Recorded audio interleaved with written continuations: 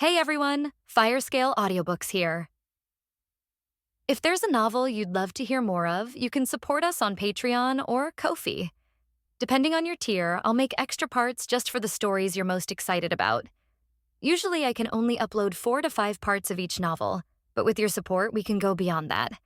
And of course, don't forget to hit subscribe. It helps more than you know. Lin Chuan stared wide-eyed and blinked hard. Above the head of the nurse named Zhang Rong in front of him, there were indeed several lines of semi-transparent small words floating. Zhang Rong, female, 24 years old, occupation, nurse.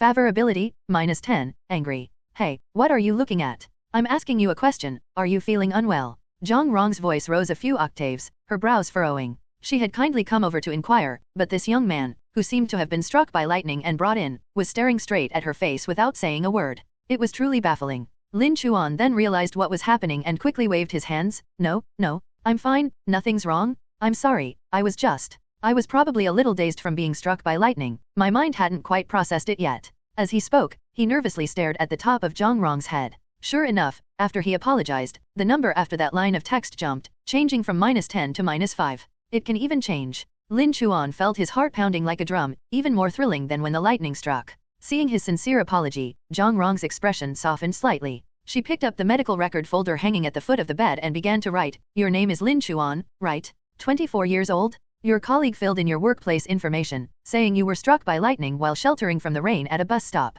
The ER doctor gave you a full examination, including an electrocardiogram and a brain CT scan, and everything was normal, not even a scratch. To be struck by lightning and emerge unharmed. I've been at the hospital for 3 years, and this is the first time I've seen such a thing. You're incredibly lucky." As she spoke, Lin Chuan couldn't help but look up at the top of her head again. Zhang Rong is conducting her routine inquiries, her attitude is professional, and my impression of her remains unchanged. Goodness, this thing can even display status information? Yes, I've always been lucky since I was little, Lin Chuan stammered, his mind a complete mess. He could see people's character introductions and favorability ratings above their heads. Was this a superpower he'd been struck by lightning? After Zhang Rong finished writing down the information, she closed the medical record folder. All right, since everything's fine, you can be discharged after half an hour of observation. Your clothes are soaked. Should I find you a hospital gown to change into? You can wear your original clothes after they've dried. Lin Chuan was about to thank her when his gaze unconsciously drifted to the top of her head. Just as Zhang Rong said, "I'll find you a hospital gown," he clearly saw the number after that line jump from -5 to 0. Zhang Rong, female, 24 years old, occupation, nurse. Favorability, 0, ordinary kindness from a stranger. It really can change. And it changes in real time? Lin Chuan was so excited he almost jumped out of bed, but remembering the painful lesson of dropping from 10 to -10, he immediately controlled his expression and eyes, no longer daring to stare directly at the other person, and instead politely placed his gaze on the other person's shoulder. "Thank you so much. You've gone to so much trouble." He tried to make his voice sound normal. Zhang Rong hummed in agreement, then turned and walked out of the ward. Only then did Lin Chuan dare to raise his head and watch her retreating figure. "Zhang Rong has left your sight. The message is temporarily hidden." So that's how it was hidden. Lin Chuan was stunned for a moment, then suddenly sat up, grabbed the small round mirror from the bedside table, and looked at his face. In the mirror was his own face, slightly flushed with excitement. But soon, a few lines of text appeared above his head. Lin Chuan's hand trembled, and the mirror almost fell to the ground. "Goodness, you can even read your own system? And there's such a detailed system description? Abnormal fluctuations in mental energy, no wonder it's abnormal, like being struck by lightning." He muttered to himself, staring at the words "unknown side effects" for several seconds, feeling a chill run down his spine. However, more than the side effects, he now wanted to test just how effective this ability really was. Half an hour later, Lin Chuan, wearing dried clothes and holding the phone and wallet his colleague had given him, stood in the corridor not far from the nurse's station. He took a deep breath, pretending to look down at his phone, but his eyes secretly swept over the few people in the nurse's station. Li Shui, female, 26 years old, occupation, nurse.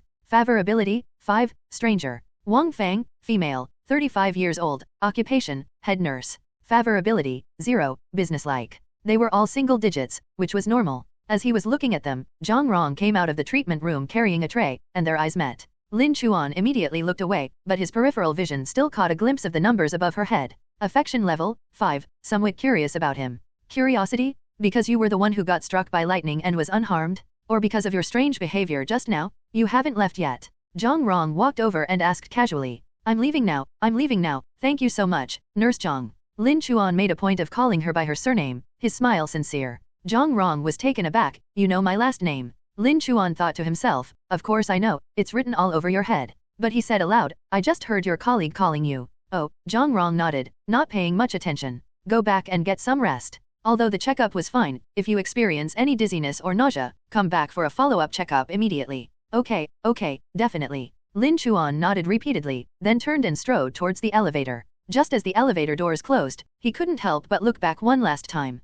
Zhang Rong had already returned to the nurse's station and was writing something with her head down. He could only see a blurry silhouette. Too far away, unable to obtain target information. Stepping out of the hospital, the rain had stopped, and the air was as fresh as if it had been washed. Lin Chuan stood on the steps, gazing at a ray of sunlight peeking through the sky, and pinched his thigh hard. The pain. It's not a dream. He, Lin Chuan, an unlucky guy who hadn't sold a single house in 3 months, was struck by lightning and gained the ability to see people's favorability ratings? Although he didn't know exactly what this ability was for or how long it would last, at least he had just managed to avoid the disaster of his popularity plummeting because he was staring at a girl. That's enough. Lin Chuan clenched his fist and walked towards the bus stop with mixed feelings. He had only taken 2 steps when his phone rang. It was a colleague calling. Hello, Lin Chuan? Are you alright? You're discharged from the hospital? That's great. By the way, I couldn't get through to you on your phone earlier. The manager said that Ms. Liu, the client you showed a property to last week who was initially interested, went to sign a contract at the development across the street today. The manager is furious and wants you to be in his office first thing tomorrow morning. Lin Chuan stopped in his tracks, his good mood instantly vanishing. Sister Liu, that client who viewed the house 3 times, each time having a good chat and saying she'd think it over at home, ultimately bought from another company. Oh, you're right. That young man, Chen, is really honest. I signed it. I'll definitely come back to you next time I need something. Lin Chuan glanced at it unintentionally, and instantly froze on the spot as if struck by lightning for the 2nd time. Because above the middle-aged woman's head, there was a line of words that he recognized very well. Lu Kefang, female, 48 years old, occupation, senior executive of a private company. Her impression of Chen Yu, the salesman at the opposite building, is 85, she trusts him very much and has already closed a deal. Her impression of Yu, Lin Chuan, is 15, she has a fair impression but no intention to buy. Lin Chuan stared dumbfounded as the woman's figure receded into the distance, only one thought in his mind. So, this thing can not only see how much people like you, but also, how they like others. Lin Chuan was immersed in this amazing discovery when he suddenly felt a buzzing in his head, as if someone had vigorously rubbed his consciousness with an eraser. He looked up again at the top of the head of the middle-aged woman, Sister Liu, who had walked away. The words there had changed. Lu Kefang, female, 48 years old, occupation, senior executive in a private enterprise. Information retrieval failed. Target gender detected, female. Ability limitation, this system only works on opposite sexes, females. Your sameness *X attraction level cannot be viewed. Lin Chuan was stunned. What does that mean? It only works on women? He immediately turned his head and looked at a man at the bus stop next to him who was scrolling on his phone. Failed to read. Target gender, male. Unable to display information. Then I looked at an old man passing by. Failed to read. Target gender, male. Unable to display information. Lin Chuan stood there, his eyes stinging from the blinding light of the blank space above the heads of the passing male pedestrians. So, he muttered to himself, this is a system that only works on women. He suddenly felt a mix of laughter and tears. The superpower he gained from being struck by lightning was, in fact, a sexist one. His colleague was still calling him on the phone, and Lin Chuan snapped out of his reverie, replied a few words, and hung up. He stood at the hospital entrance, looking at the sky after the rain, his feelings extremely complicated. It only works for women. Doesn't that mean? The scene he had just witnessed at the nurse's station suddenly flashed through his mind. Zhang Rong's favorability rating jumped from -10 to 0 to 5, and he saw it every single time. There was also head nurse Wang Fang, and another nurse, Li Shui, etc. He suddenly remembered something. The information he saw when Zhang Rong asked him a question just now. Zhang Rong, female, 24 years old, occupation, nurse. Favorability, -10, angry. Zhang Rong is conducting her routine inquiries, her attitude is professional, and my impression of her remains unchanged. Zhang Rong, female, 24 years old, occupation, nurse. Favorability rating, 5, somewhat curious about him. Is all of this because he was staring at a woman? What if he's staring at a male doctor, a male colleague, a male client? None of it worked. Lin Chuan suddenly felt a strong sense of absurdity. God had given him a golden finger, but it turned out to be biased, only giving him half of it. However, he reconsidered. Real estate sales, especially for newcomers like himself, primarily target female clients looking for wedding homes or upgraded properties. He remembered hearing during his onboarding training that women account for over 70% of family home buying decisions. Thinking about it this way, this system doesn't seem to be entirely useless. It only works for women, so let's just focus on women then. As Lin Chuan was thinking, his phone rang again. This time it was the manager calling personally. Lin Chuan, I heard you were discharged from the hospital. Are you alright? That's good. Come to my office at 8 o'clock tomorrow morning. Sister Liu's form is missing, you need to give me an explanation. The manager's voice boomed from the receiver like thunder, and Lin Chuan instinctively moved the phone away from him. Yes, manager, I'll be there on time tomorrow. He hung up the phone and took a deep breath. Tomorrow, I'm going to see the manager a man. He's useless, I'll just get yelled at. But, now I've awakened the system. Yes or no? He suddenly remembered that the manager's secretary was a woman? Those few young women in the administration department, the ones he never dared to look up at when passing the break room. If he had the opportunity to interact with them, wouldn't he be able to find out what kind of image he has in the eyes of his female colleagues at the company? Lin Chuan, holding his phone, stood by the bus stop and suddenly felt a strange sense of anticipation for this superpower that only worked on women. Lin Chuan rented an apartment on the 6th floor of an old residential building on the East 3rd Ring Road. There was no elevator. He usually had to rest twice to climb the stairs, but today he rushed to the door in one breath, not even catching his breath. He closed the door, locked it, kicked off his shoes, plopped down on the bed, and pulled out his phone to look at himself. No, now is not the time to use your phone. He stared at the small mirror on the bedside table and took a deep breath. Lin Chuan, male, 24 years old, occupation, real estate salesman, newbie. Current status, excited, slightly exhausted.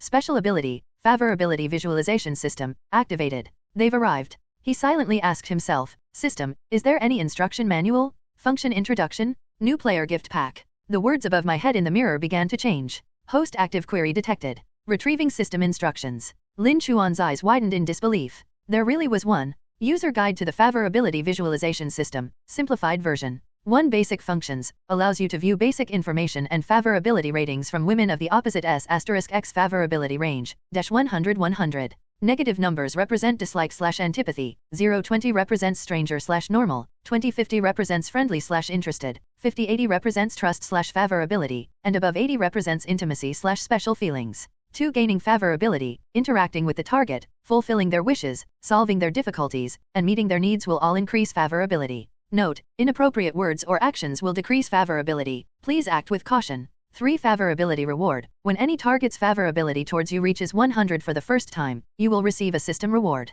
Lin Chuan's fingers trembled slightly with excitement as he read this. Award? System rewards are optional. Cash reward, 10 million RMB. Items, a top-of-the-line sports car worth 10 million RMB will be awarded. Real estate, a property in downtown Haizhou City, valued at 10 million RMB, will be awarded as a reward. Body Enhancement Fluid, reward, 1 bottle of basic body enhancement fluid, bringing your physical attributes to the level of a top-tier soldier. Special note, once the affinity level reaches 100, the target will change to the completed status, and the reward cannot be obtained again. The reward can only be triggered once for the same objective. The system's prizes are completely random and have nothing to do with the target's identity or wealth. Please abide by laws, regulations, and public order and good morals. Using the system for illegal activities is prohibited. Otherwise, the system will automatically uninstall, and you will bear the consequences. Currently viewable targets. Zhang Rong, female, 24 years old, occupation, nurse. Favorability rating, 5, somewhat curious about him. 95 points away from 100. After reading it, Lin Chuan lay down on the bed and stared at the crack in the ceiling for a long time without moving. 10 million. Sports car. House. Body enhancement fluid. He gets a reward opportunity if any woman's affection level with him reaches 100. But the problem is he, Lin Chuan, has been single for 24 years, blushes easily when talking to girls, had a crush on the girl in the next class for 4 years in college but she never even knew his name, and has met many female clients in the 3 months he's been working, but hasn't closed a single deal with any of them. Now you want him to raise a girl's affection level to 100? He turned his head to look at the lonely name on the system interface. Zhang Rong, nurse, 24 years old, favorability rating 5. A difference of 95. He recalled the harrowing experience at the hospital earlier that day, when he had stared intently at someone, causing their favorability rating to plummet from 10 to -10 before recovering to 5. The first step is to go to the hospital for a follow-up checkup next time. No, he's not sick, he can't go without a reason. So, how about creating a chance encounter? Lin Chuan turned over and buried his face in the pillow. A salesperson who couldn't sell any houses was struck by lightning and gained superpowers, which turned out to be a simulator for chasing girls. But then he thought again, and the prize on that spinning wheel was like a hook, dangling at him. 10 million. 1 apartment. A car. Body enhancement fluid, can it make you handsome, strong, and live longer? He sat up abruptly. That's it. It's just about building up favorability, right? He can see the numbers now and know in real time whether the other person is happy or angry, which is much better than others. Let's start with that nurse. Lin Chuan picked up his phone, opened the Notes app, and solemnly typed out a line. Target, Zhang Rong. Current favorability, 5 action plan, to be determined. After typing those words, he suddenly remembered something. If he actually managed to raise a girl's favorability rating to 100, how would the girl feel about him? He was hesitant to think further. The next morning at 7:50, Lin Chuan entered the company gate right on time. As soon as he sat down, he couldn't help but look up and scan the room. The receptionist, Xiao Zhou, was organizing documents. He pretended to tie his shoelaces, his gaze drifting over.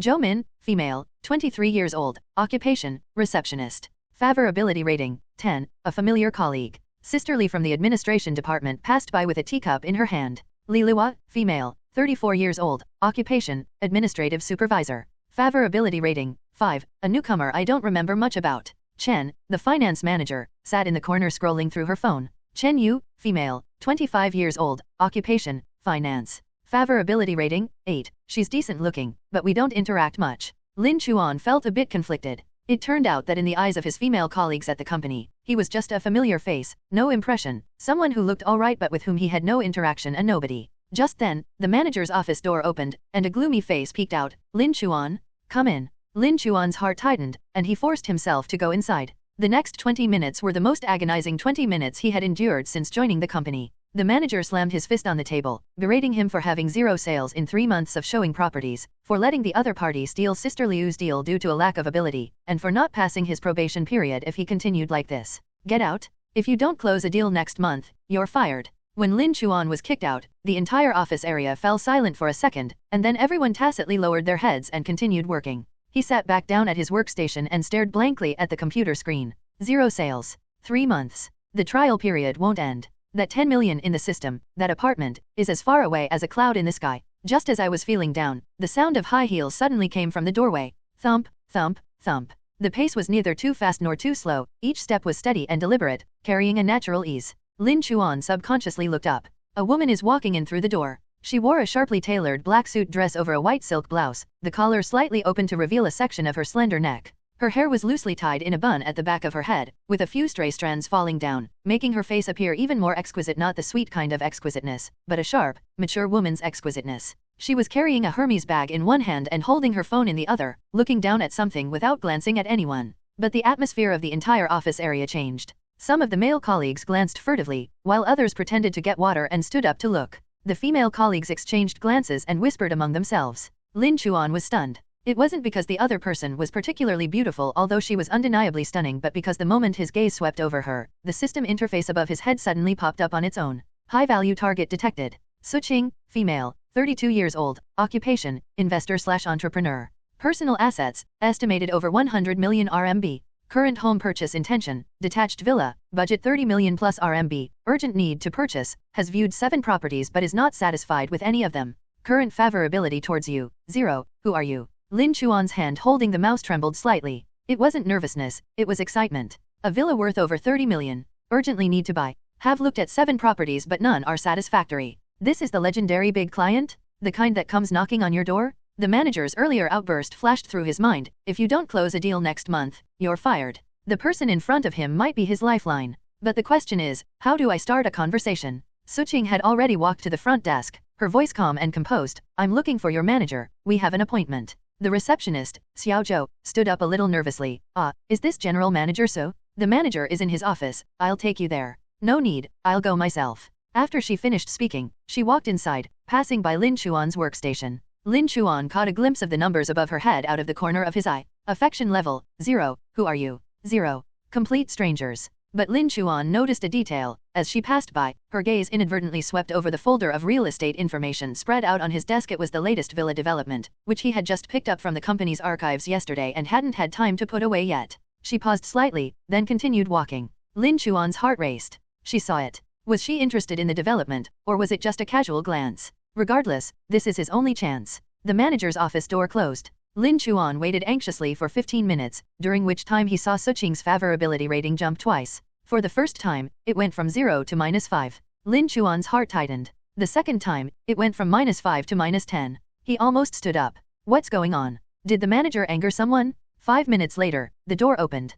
Suqing walked out, her face expressionless, and headed straight for the door. Are they leaving? Lin Chuan, emboldened by some unknown source of courage, jumped up, grabbed the folder on the table, and chased after him. President Su? Please wait. Suqing paused and turned around. She slightly raised her chin, looking calmly at the young man who had suddenly rushed out, with a hint of condescending scrutiny. Affection level, -10, unexplained. Alarms were blaring in Lin Chuan's mind. He took a deep breath, trying to look professional even though his legs were trembling. Mr. So, my name is Lin Chuan, and I'm a sales representative here. Just now, when you passed by, I saw you glance at the documents on my desk. He handed over the folder. This is a newly developed villa complex on the East 3rd Ring Road. They are detached houses with yards, offering excellent privacy, which might meet your requirements. Suqing didn't answer, she just glanced at him indifferently. Of the 3 projects your manager just recommended, I've already looked at 2, and one doesn't meet my requirements. Do you think the one you have is more reliable than the one your manager recommended? Lin Chuan's heart sank. But then he caught a glimpse of the top of her head.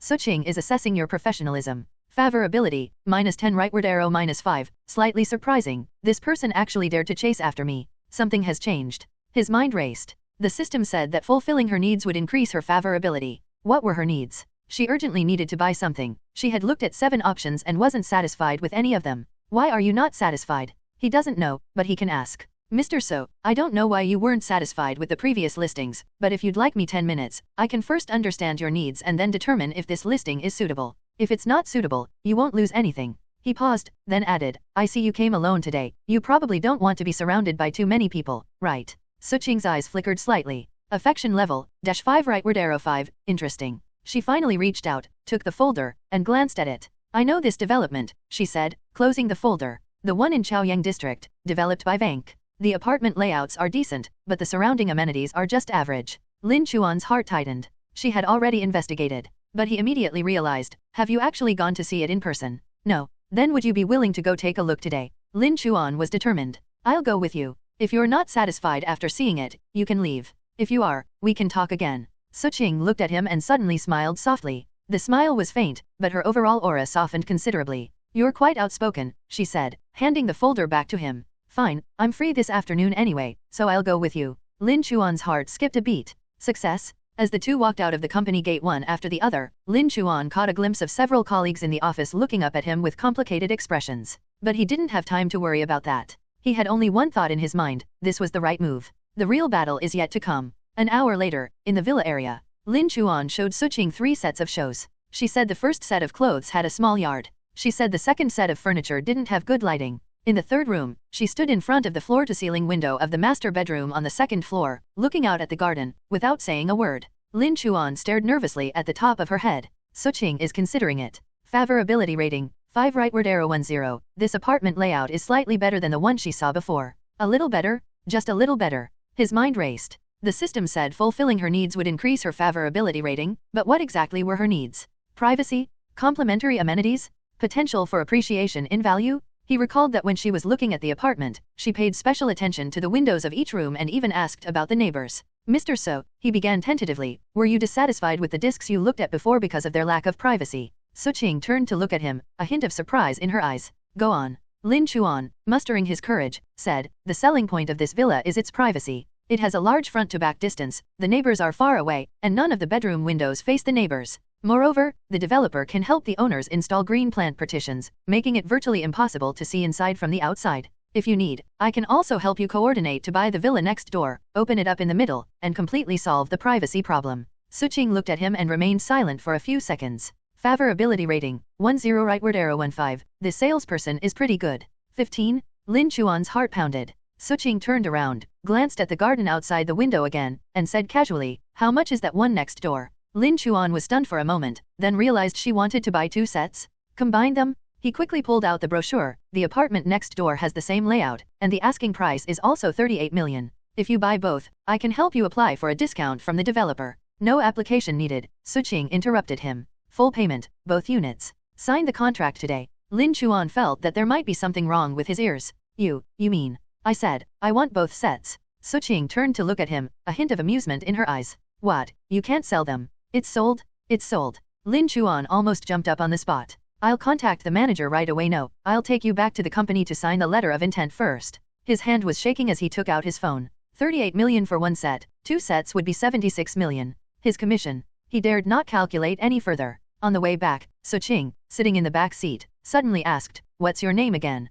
Lin Chuan. Lin Chuan, she nodded, how long have you been doing this? Lin Chuan hesitated for a second, then honestly answered, 3 months. Suqing raised an eyebrow and glanced at him in the rearview mirror. A newbie of only 3 months, yet she's got some nerve. daring to chase after me and stop me, and even daring to guess my needs. Lin Chuan didn't know how to respond, so he could only chuckle awkwardly. But you guessed right, Suqing said calmly. The properties I looked at before either had neighbors too close or windows facing common areas. I don't like being watched. Lin Chuan's heart skipped a beat. She really cares about privacy, and the fact that she was willing to tell him the reason that shows. He glanced discreetly at the line of text reflected in the rearview mirror. Suqing, female, 32 years old, occupation, investor/entrepreneur. Favorability rating, 20, somewhat interested in him. 20? On his way back to the company, Lin Chuan drifted along. After signing the contract and seeing Suqing off, he sat at his workstation, looking at the newly printed contract, still feeling like he was dreaming. 76 million. 2 villas. Full payment. When the manager rushed out of the office, his expression was priceless shock, disbelief, and a subtle hint of annoyance. Lin Chuan, did you sign this? Yes, yes. The manager looked at the contract over and over 3 times, finally managing to stammer, "You're not bad." Lin Chuan chuckled twice, but his mind was on something else entirely. Before Suqing left, he made a point of checking the favorability rating above her head. Suqing, female, 32 years old, occupation, investor/entrepreneur. Favorability rating, 20, somewhat interested in him. 20. We're 80 points away from 100. But he had a gut feeling that this number would change. He glanced down at his phone, a new message appeared on the screen, a WeChat message from Suqing. Suqing, you've worked hard today. I'll treat you to a meal next time. Lin Chuan stared at the message, his heart skipping a beat. Have a meal? Before he could reply, the system interface suddenly popped up on its own. Congratulations, host. You have achieved your first single transaction exceeding 50 million. Hidden achievement triggered, Rookie King. Rewards have been issued, please check. Lin Chuan was stunned. What reward? He looked down and saw a new gold icon on the screen. Special reward X1, triggered by achievement, number 100 affinity required. Lin Chuan's hands trembled again. System rewards are optional. Cash reward, 10 million RMB. Items, a top-of-the-line sports car worth 10 million RMB will be awarded. Real estate, a property in downtown Haizhu City, valued at 10 million RMB, will be awarded as a reward. Body enhancement fluid, reward, 1 bottle of basic body enhancement fluid, bringing your physical attributes to the level of a top-tier soldier. Lin Chuan stared at the 4 options on the screen in front of him, his fingers hovering in midair, trembling like a sieve. 10 million in cash. A sports car worth 10 million. A property worth 10 million. Basic body enhancement fluid, achieve top-tier soldier level physical fitness. He swallowed hard. 10 million? He had never seen so much money in his life. If he chose cash, he could make a down payment on a nice car in Haizhu right now, and save the rest in the bank to earn interest. He would never have to worry about anything for the rest of his life. The sports car is also very tempting. A top-of-the-line sports car, worth 10 million, how cool would it be to drive?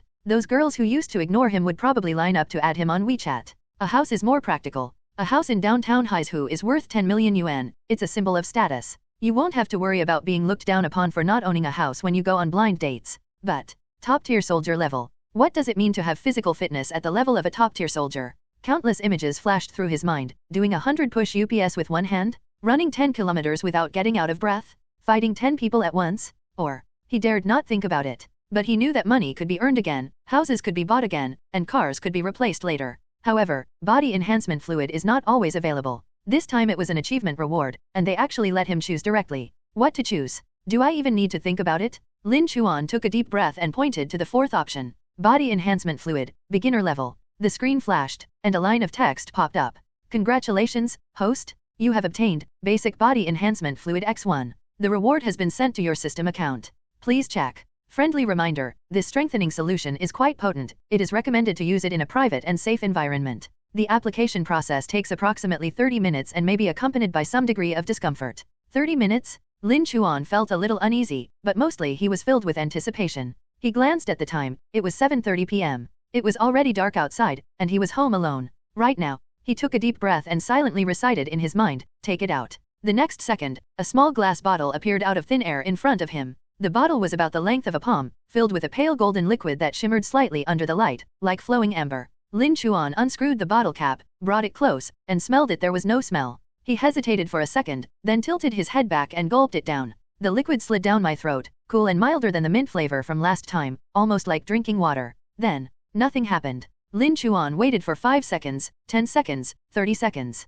Nothing happened. He looked down at himself, then touched his face. That's it. He had barely finished speaking when a sharp pain suddenly shot through his abdomen. Suddenly, a sharp, real pain shot through him like someone had taken a knife and plunged it directly into his stomach, then violently twisted it around. Ah! Lin Chuan screamed and immediately knelt on the ground. He clutched his stomach with both hands, and beads of sweat instantly appeared on his forehead. Waves of pain surged through him, spreading from his abdomen to his limbs, into the bones, and to every nerve ending. This is supposed to be a certain degree of discomfort? He gritted his teeth, trying to stand up, but his legs wouldn't obey him. He could only lie on the ground, curled up in a ball, trembling all over. The pain became increasingly severe. He felt as if every bone in his body was being shattered, one by one, and then pieced back together. His muscles were being torn apart and then regrowth. His blood vessels were being stretched open and then refilled. He tried to shout, but his throat felt blocked by something, and he couldn't make a sound. He wanted to faint, but his mind was incredibly clear, and every second of pain was crystal clear. Time seemed to stretch on endlessly. I don't know how much time passed, maybe 10 minutes, maybe half an hour, but the pain finally began to subside.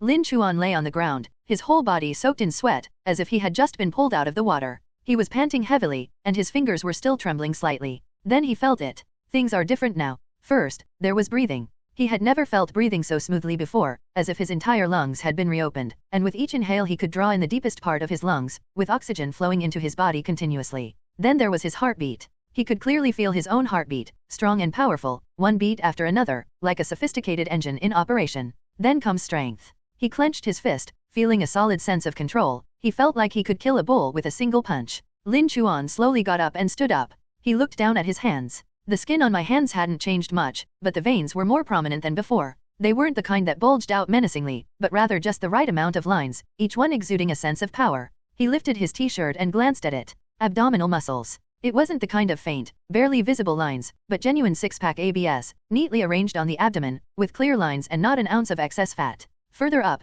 the pectoral muscles were also defined. While not exaggerated, they were clearly the result of hard work. He turned around and looked at his back in the mirror. His latissimus dorsi muscles were bulging, and the entire outline of his upper body had changed. Lin Chuan stared at himself in the mirror, remaining silent for a long time. The basic enhancement fluid directly transformed him from an ordinary person into... 3 words popped into his mind: clothes hanger. No, it's not just clothes hangers. He tried jumping, easily leaping half a meter high. He tried doing a few push-ups, 50 in one go, without even breaking a sweat. He tried throwing a punch, and a slight whooshing sound filled the air, startling even himself. Top-tier soldier level. He believes it now. Lin Chuan stood in front of the mirror, looking at the unfamiliar version of himself, when suddenly he remembered something. What will be the reactions of the girls at the company when they see him tomorrow? He took out his phone and glanced at the time. Friday evening at 8:30 p.m. There's still a whole night left for him to adjust to this new body. He smiled at himself in the mirror, then turned and walked towards the bathroom. Take a shower. See you tomorrow. Monday morning.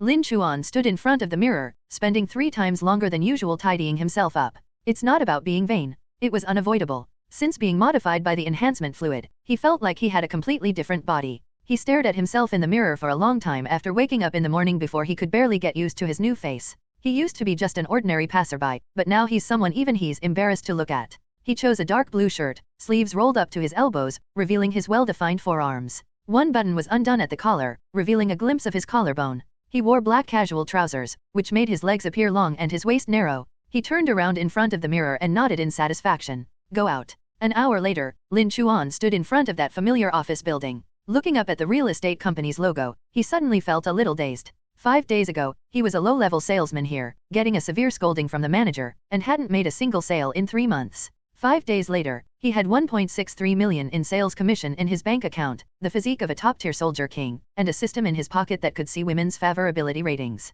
He took a deep breath, pushed open the door, and went inside. Xiaozhou, the receptionist, was looking down at her phone when she heard footsteps. She looked up and instinctively said, "Welcome," then froze. My phone almost fell to the ground. Linear. Lin Chuan. Lin Chuan nodded. Good morning. Xiaozhou stared at him, her eyes wide open, her mouth agape, but she couldn't utter a word. Lin Chuan glanced at the top of her head. Zhou Min, female, 23 years old, occupation, receptionist.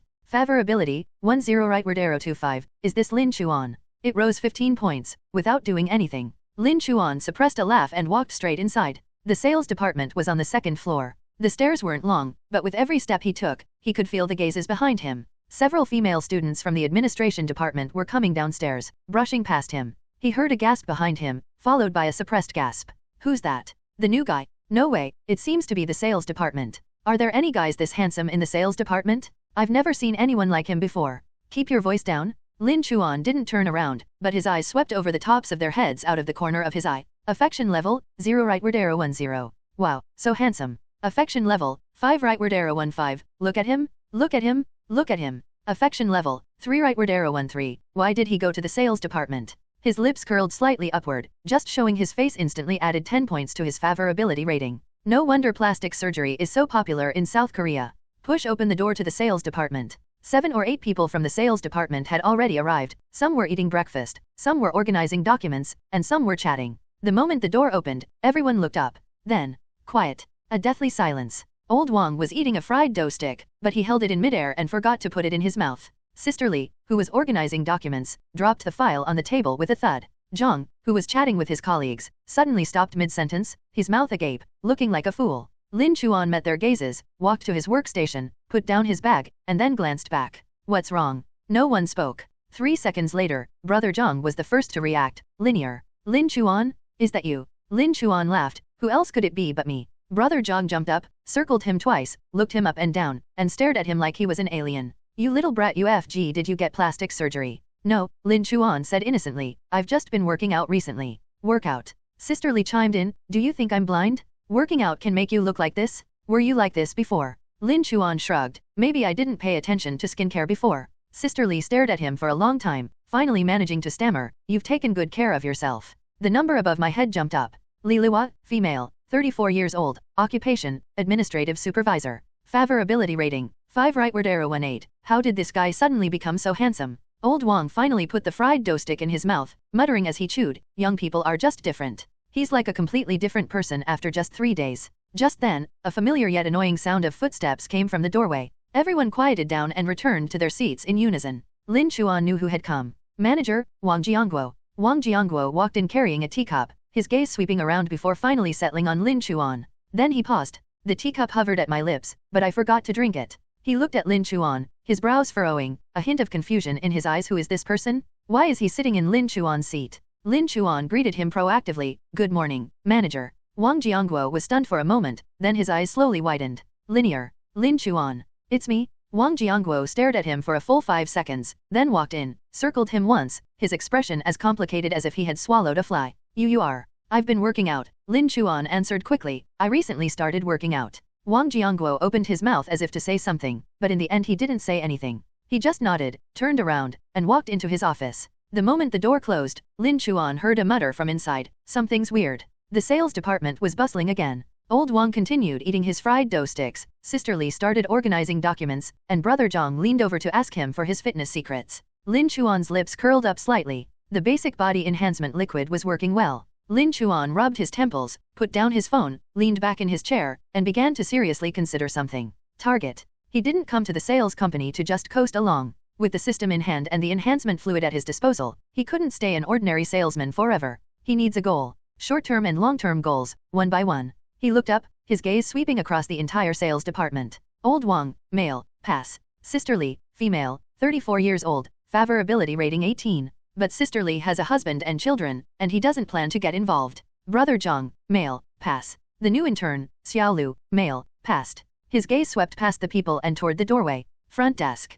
Zhou Min, female, 23 years old, receptionist, favorability rating 25. Lin Chuan recalled the stunned expression on Xiao Zhou's face when he entered the room, and the frantically jumping numbers above his head. 25 points is one of the girls in the company who currently has the highest level of affection for him. Moreover, she's a receptionist, so she passes by the company every day, giving her plenty of opportunities to interact with people and making it easy to build rapport. More importantly, she is single. Lin Chuan remembered that when he first joined the company, he overheard his colleagues talking about how Xiao Zhou, the receptionist, had recently broken up with her boyfriend. Her ex-boyfriend was a jerk who cheated on her, and she caught him red-handed. During that time, she came to work with red eyes every day, and it took her several months to recover. At times like these, if someone could offer her some warmth. Lin Chuan shook his head, banishing the thought. It's not about exploitation. He genuinely wanted to be good to her. He set a rule for himself, the system could help him know what the other person was thinking, but it couldn't be used to deceive their feelings. He would treat every girl he won over with sincerity. Even if you can't be together in the end, you should still make sure the other person is happy in the relationship. He opened his phone's notes app, created a new folder, and named it Target List. Then typed the first line. Target 1, Zhou Min, female, 23 years old, receptionist. Current favorability, 25. Target's favorability, 100. After typing those words, he stared at the screen for a while, then continued writing. Short-term goal, increase favorability to 40 within 1 week. Mid-term goal, increase favorability to 60 within 1 month. Long-term goal, increase favorability to 80 or higher within 3 months. After finishing writing, he put down his phone and took a deep breath. The goal is set, but how do we achieve it? He recalled the points written in the system instructions: interact with the goal, fulfill the goal's wishes, solve the goal's difficulties, and meet the goal's needs. Interaction was easy, he saw her every day when he came in and out of the company. But wishes, difficulties, and needs, these require understanding her situation. Lin Chuan thought for a moment, then stood up and walked towards the tea room. The break room, located on the corner of the corridor, was the most gossipy spot in the company. He wanted to try his luck and see if he could overhear anything useful. As he approached the door, he heard 2 girls' voices coming from inside. Did you see that new guy in the sales department? No, not new, it's Lin Chuan. I saw him.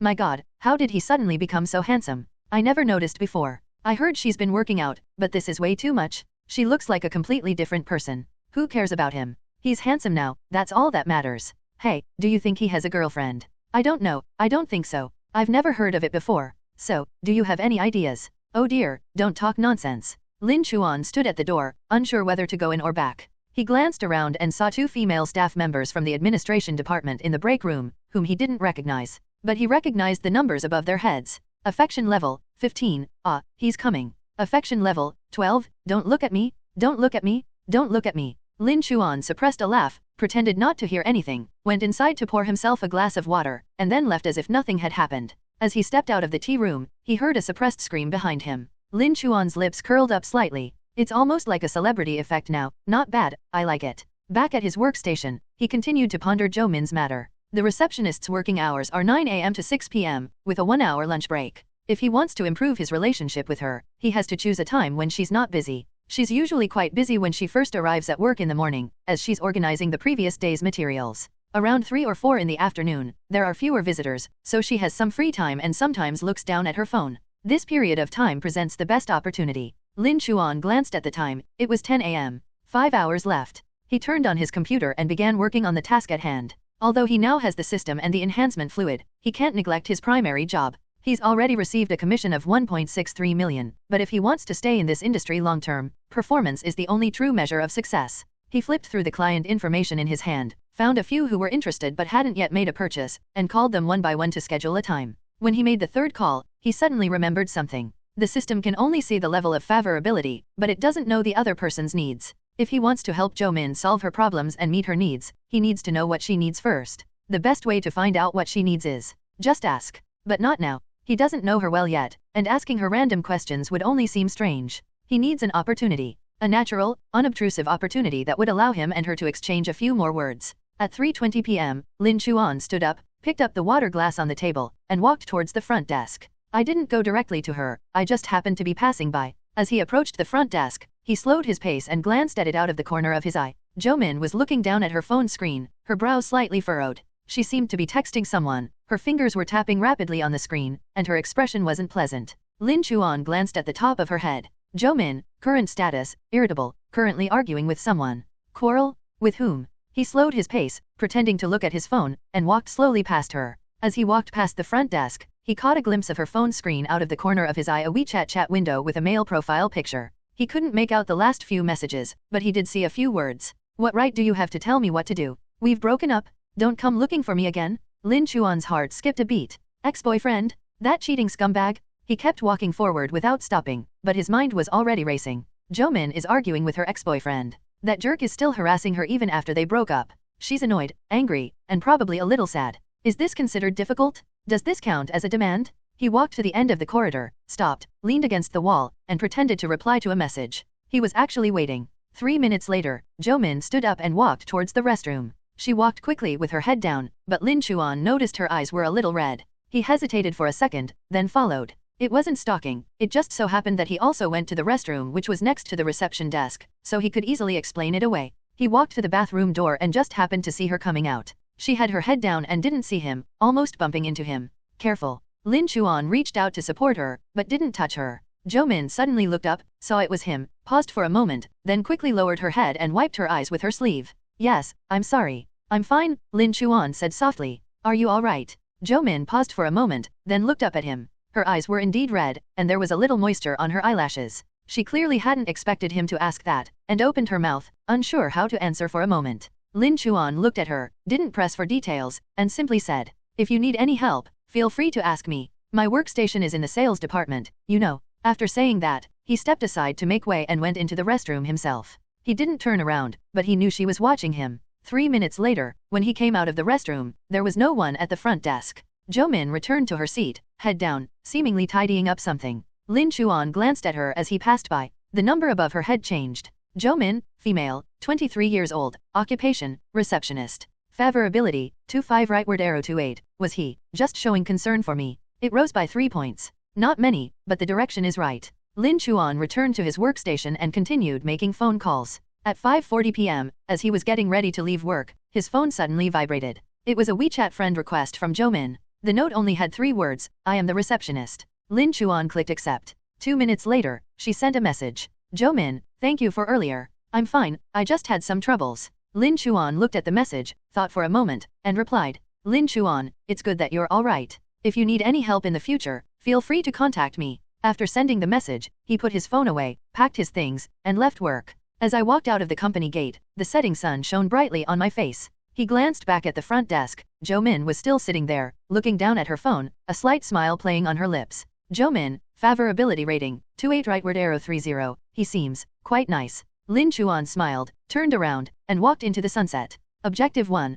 progress 30/100. This is just the beginning. The next day, Lin Chuan worked overtime until 8 p.m. It wasn't intentional, he genuinely had work to do. Several clients he'd scheduled appointments with yesterday called back today, and he followed up with each one, organizing materials and preparing proposals. By the time he finished and looked up, the entire sales department was practically empty. He stretched, put the last document into his bag, turned off the lights, locked the door, and went downstairs. As I stepped out of the office building, a night breeze blew against my face, carrying a hint of early autumn coolness. There weren't many people on the street, the street lights were dim, and the occasional car horn could be heard in the distance. Lin Chuan took out his phone as he walked, intending to call a car. Then he heard a sound. The woman's voice, filled with panic and anger, "Don't touch me, we've already broken up." The man's voice was deep, suppressed, and threatening. "You think you can just break up with me like that? I've been with you for 2 years, and you think you can just end things with me like that?" Lin Chuan paused in his steps. He looked up in the direction the sound came from near the bus stop not far from the company entrance. 2 people were struggling.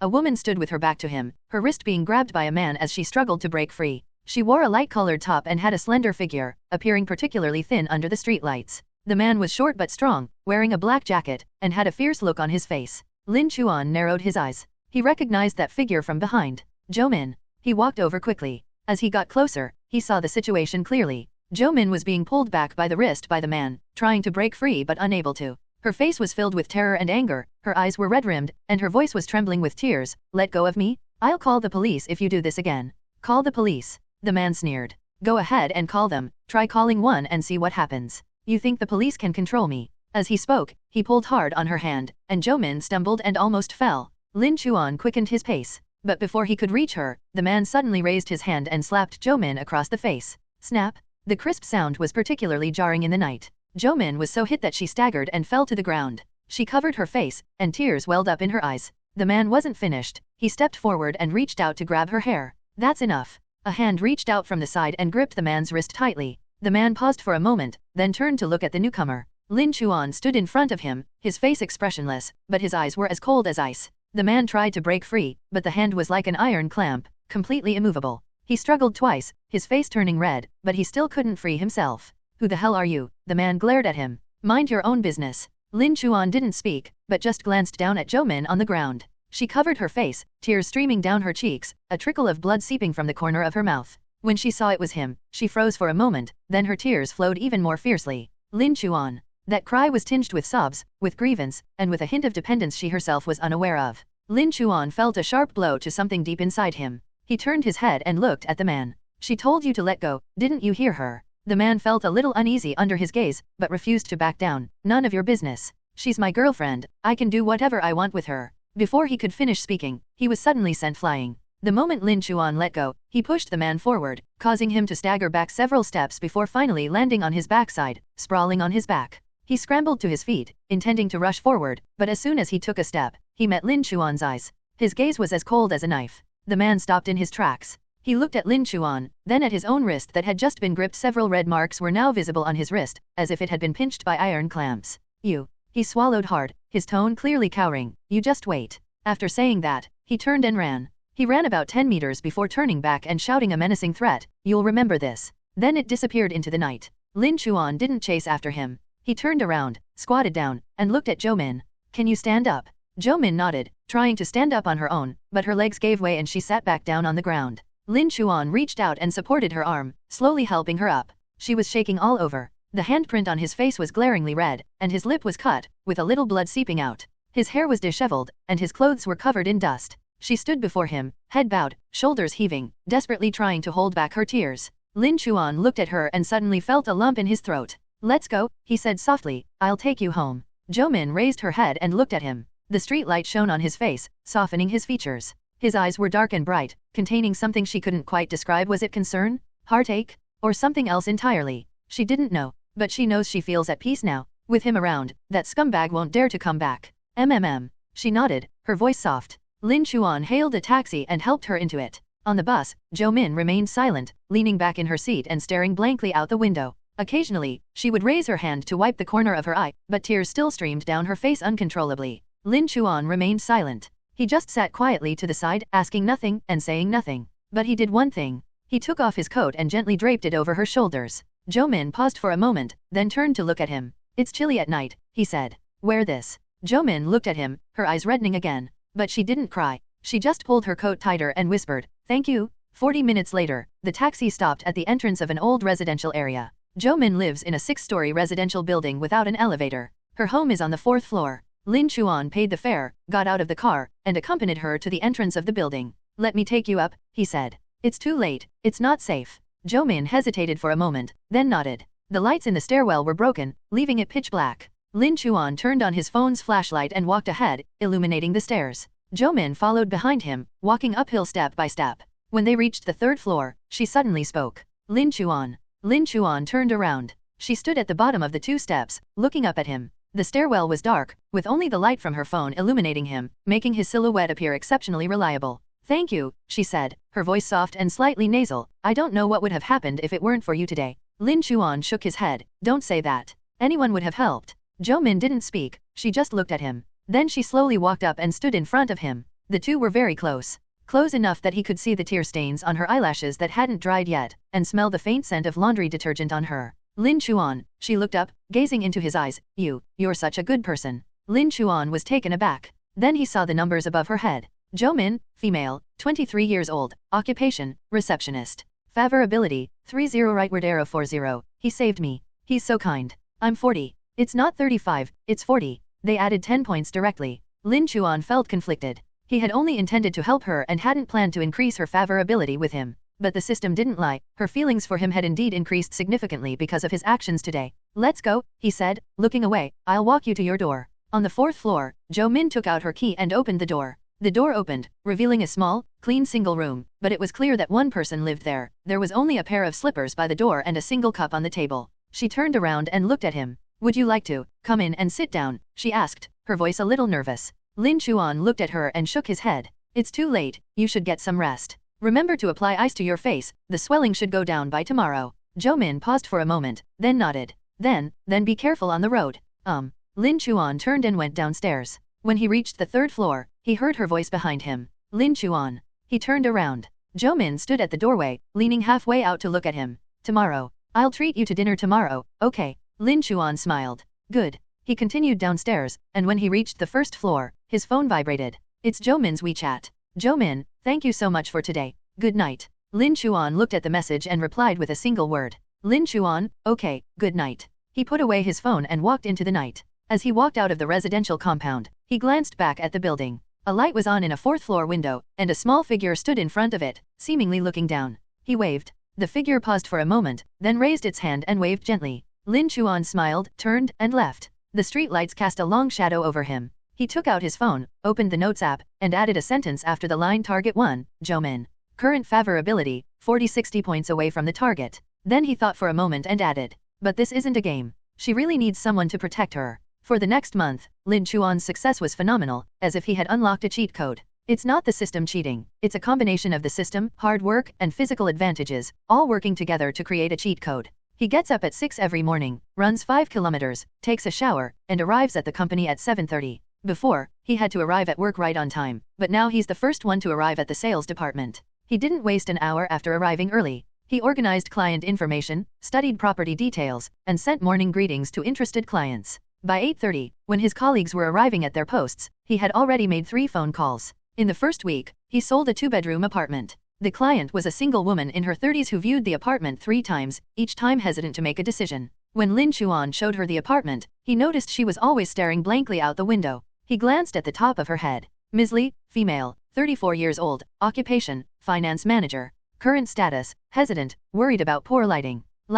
He took her directly to another apartment with the same layout but facing south, opened the window, and sunlight streamed in. This apartment has better natural light, he said. Although it's 50,000 yuan more expensive, living here means getting sunshine every day, which really lifts my spirits. Ms. Li stood by the window, squinting in the sunlight, and a slow smile spread across her face. This is the set. Make a deal. The following week, he sold another set. The clients are a young couple preparing to buy a house for their wedding. The woman liked a small 3-bedroom apartment, but the man thought it was too expensive and kept saying, let's think about it some more. Lin Chuan glanced at it. Xiaoa, female, 26 years old, occupation, designer. Favorability rating, 10, I really love this house. Xiaozhang, male, 28 years old, occupation, programmer. Affection level, unable to display. The boy couldn't see it, but he could tell that the boy was hesitating about the price. Lin Chuan didn't try to persuade the boy, but turned to the girl and whispered, this house suits you best. When you stand in the living room, your whole aura changes. The girl's eyes lit up. She grabbed the boy's arm and pleaded with him for 10 minutes until he finally gave in. Make a deal. The third week was even more outrageous. A woman in her 50s came to see the apartments. Lin Chuan showed her too, but she wasn't satisfied with either. He was trying to figure out how to approach her when he suddenly noticed something above her head. Ms. Wang, female, 53 years old, occupation, retired teacher. Current status, misses her daughter, who lives abroad, and wants to buy a house so her daughter can come back and live with her. Daughter. Lin Chuan's heart skipped a beat, and he asked, Sister Wang, how old is your daughter? Sister Wang paused for a moment, then her eyes reddened slightly. She's 28, studying abroad, and will graduate and come back next year. Lin Chuan nodded and didn't ask any more questions. He took her to see another apartment, a 2-bedroom unit with a cozy atmosphere, good natural light, and a small but comfortable second bedroom. This second bedroom, he said, opening the door, is suitable for your daughter. It's close to the master bedroom, yet offers some privacy. It'll also have a place for her to stay if she brings friends back. Sister Wang stood at the door of the second bedroom and looked around for a long time. Then she took out her phone and made a video call to her daughter, showing her the room. On the other end of the video call, her daughter said, Mom, this room is quite comfortable. After hanging up the phone, Sister Wang turned to look at Lin Chuan, her eyes red. Young man, this is the one. Make a deal. In 1 month, Lin Chuan sold 4 houses. Including the villa he bought before, his sales performance in this month is equivalent to what others earn in half a year. The entire sales department was in an uproar. Is this kid some kind of blessing? You used to go 3 months without a single sale, now you're making 4 a month. I heard that villa was what sparked his interest. He's really gotten into the swing of things now. Status? You believe that? I bet it's just good fortune coming from their ancestral graves. Regardless of what his colleagues were saying, manager Wang Jiangguo's attitude completely changed. He used to have a sour face, but now he's all smiles. Lin Chuan, not bad, keep it up. You'll definitely get your bonus this month. Lin Chuan smiled and agreed, but his mind was elsewhere. Zhou Min. His sales performance soared throughout the month, but Zhou Min's favorability seemed to have stalled. He glanced at the notes on his phone. Target 1, Zhou Min, female, 23 years old, receptionist.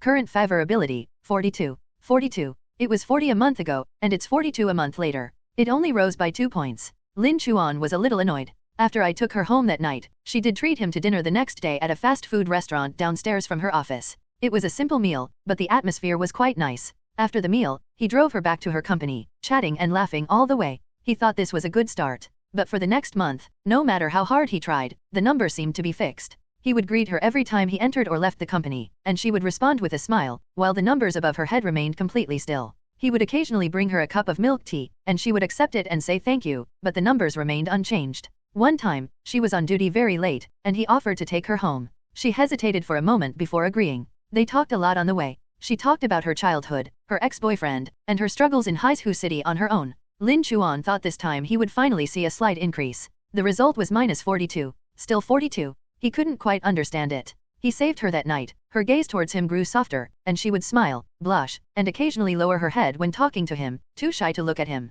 Why don't the numbers move? He began to seriously consider this problem. On a weekend evening, Lin Chuan lay in bed, staring blankly at the ceiling. The phone was placed next to the pillow, and the screen showed his WeChat chat history with Jo-min. The last message he sent was, "Good night, see you tomorrow." She replied with a moon emoji. It's normal, very polite, very ordinary. He went back to look at the previous chat history, trying to find some clues. Upon closer inspection, he discovered a problem. They chatted, and he initiated most of the conversations. He asked her how her day was, and she replied that she was fine. He told her he'd closed a deal on a house that day, and she replied, "Congratulations." He asked her what her plans were for the weekend, and she said she would rest at home. She never initiates contact with him. It's not the kind of not proactive that's true, it's genuinely not proactive.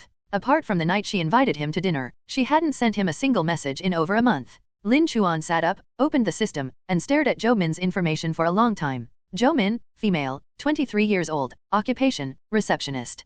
Favorability rating, 42, he's a good person. He is a good person. He hadn't noticed this sentence before, but now, looking at it again, it suddenly struck him as rather jarring. A good person. How many girls use this term when they're giving out friend cards? He remembered that night in the hallway, when she looked up at him and said, "You're such a nice person." At the time, he thought it was affection. Now that I think about it, could it be that I really just thought he was nice? But not that kind of good? Lin Chuan was a little annoyed. He threw his phone on the bed and walked to the window to look at the night view outside. From the 23rd floor, you can see half of Haizhu City. Thousands of lights twinkle like stars, and behind each light is a home. He suddenly remembered the old neighborhood where Jo-min lived, the dark stairwell, and that tiny single room. She lives alone. I go to work alone, leave work alone, eat alone, and stare blankly at my phone alone. She said that she has been in Haizhu for 3 years, doesn't have many friends, goes home after get off work, and is too lazy to go out on weekends. She spoke in a calm tone, but Lin Chuan detected a hint of melancholy in her voice. He turned around, picked up his phone, and glanced at the number again.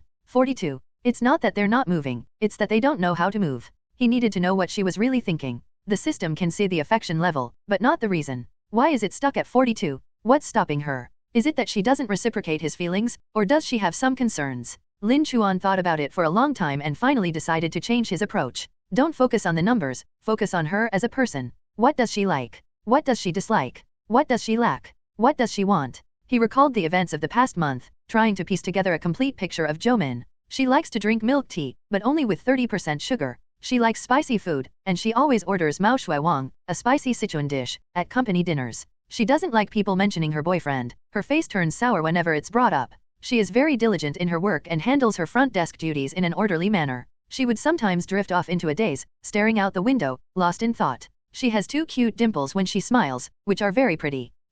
Lin Chuan suddenly remembered something. One time, he went to the front desk to pick up a package and saw her looking at her phone. The screen showed a picture of a tourist attraction. She was so engrossed in looking at it that she didn't even notice him approaching. He asked, "Want to go traveling?" She was startled, then smiled, and said, "Just looking around. It's been a long time since I've gone out." He didn't pay attention at the time, but now that he thinks about it, there was a longing in his eyes. She asked him again, "Have you ever been to the beach?" He said he had been there. Her eyes lit up, and she said, "I've never been there before. I've been to Haizhu City for 3 years and haven't even been to the beach." Haizhu is a coastal city, and the seaside is only an hour's drive from the city center. She's been here for 3 years and hasn't been to the beach. Lin Chuan suddenly felt a pang of unease. He didn't know why she hadn't gone. No time? No one to go with? Reluctant to spend the money? But he knew one thing. He wanted to take her with him. The next day at work, Lin Chuan didn't rush to find Jo-min. He needs to figure out how to do it without seeming too deliberate. Asking her to go to the beach directly? That's too sudden and might scare her. Find an excuse to have her go with him?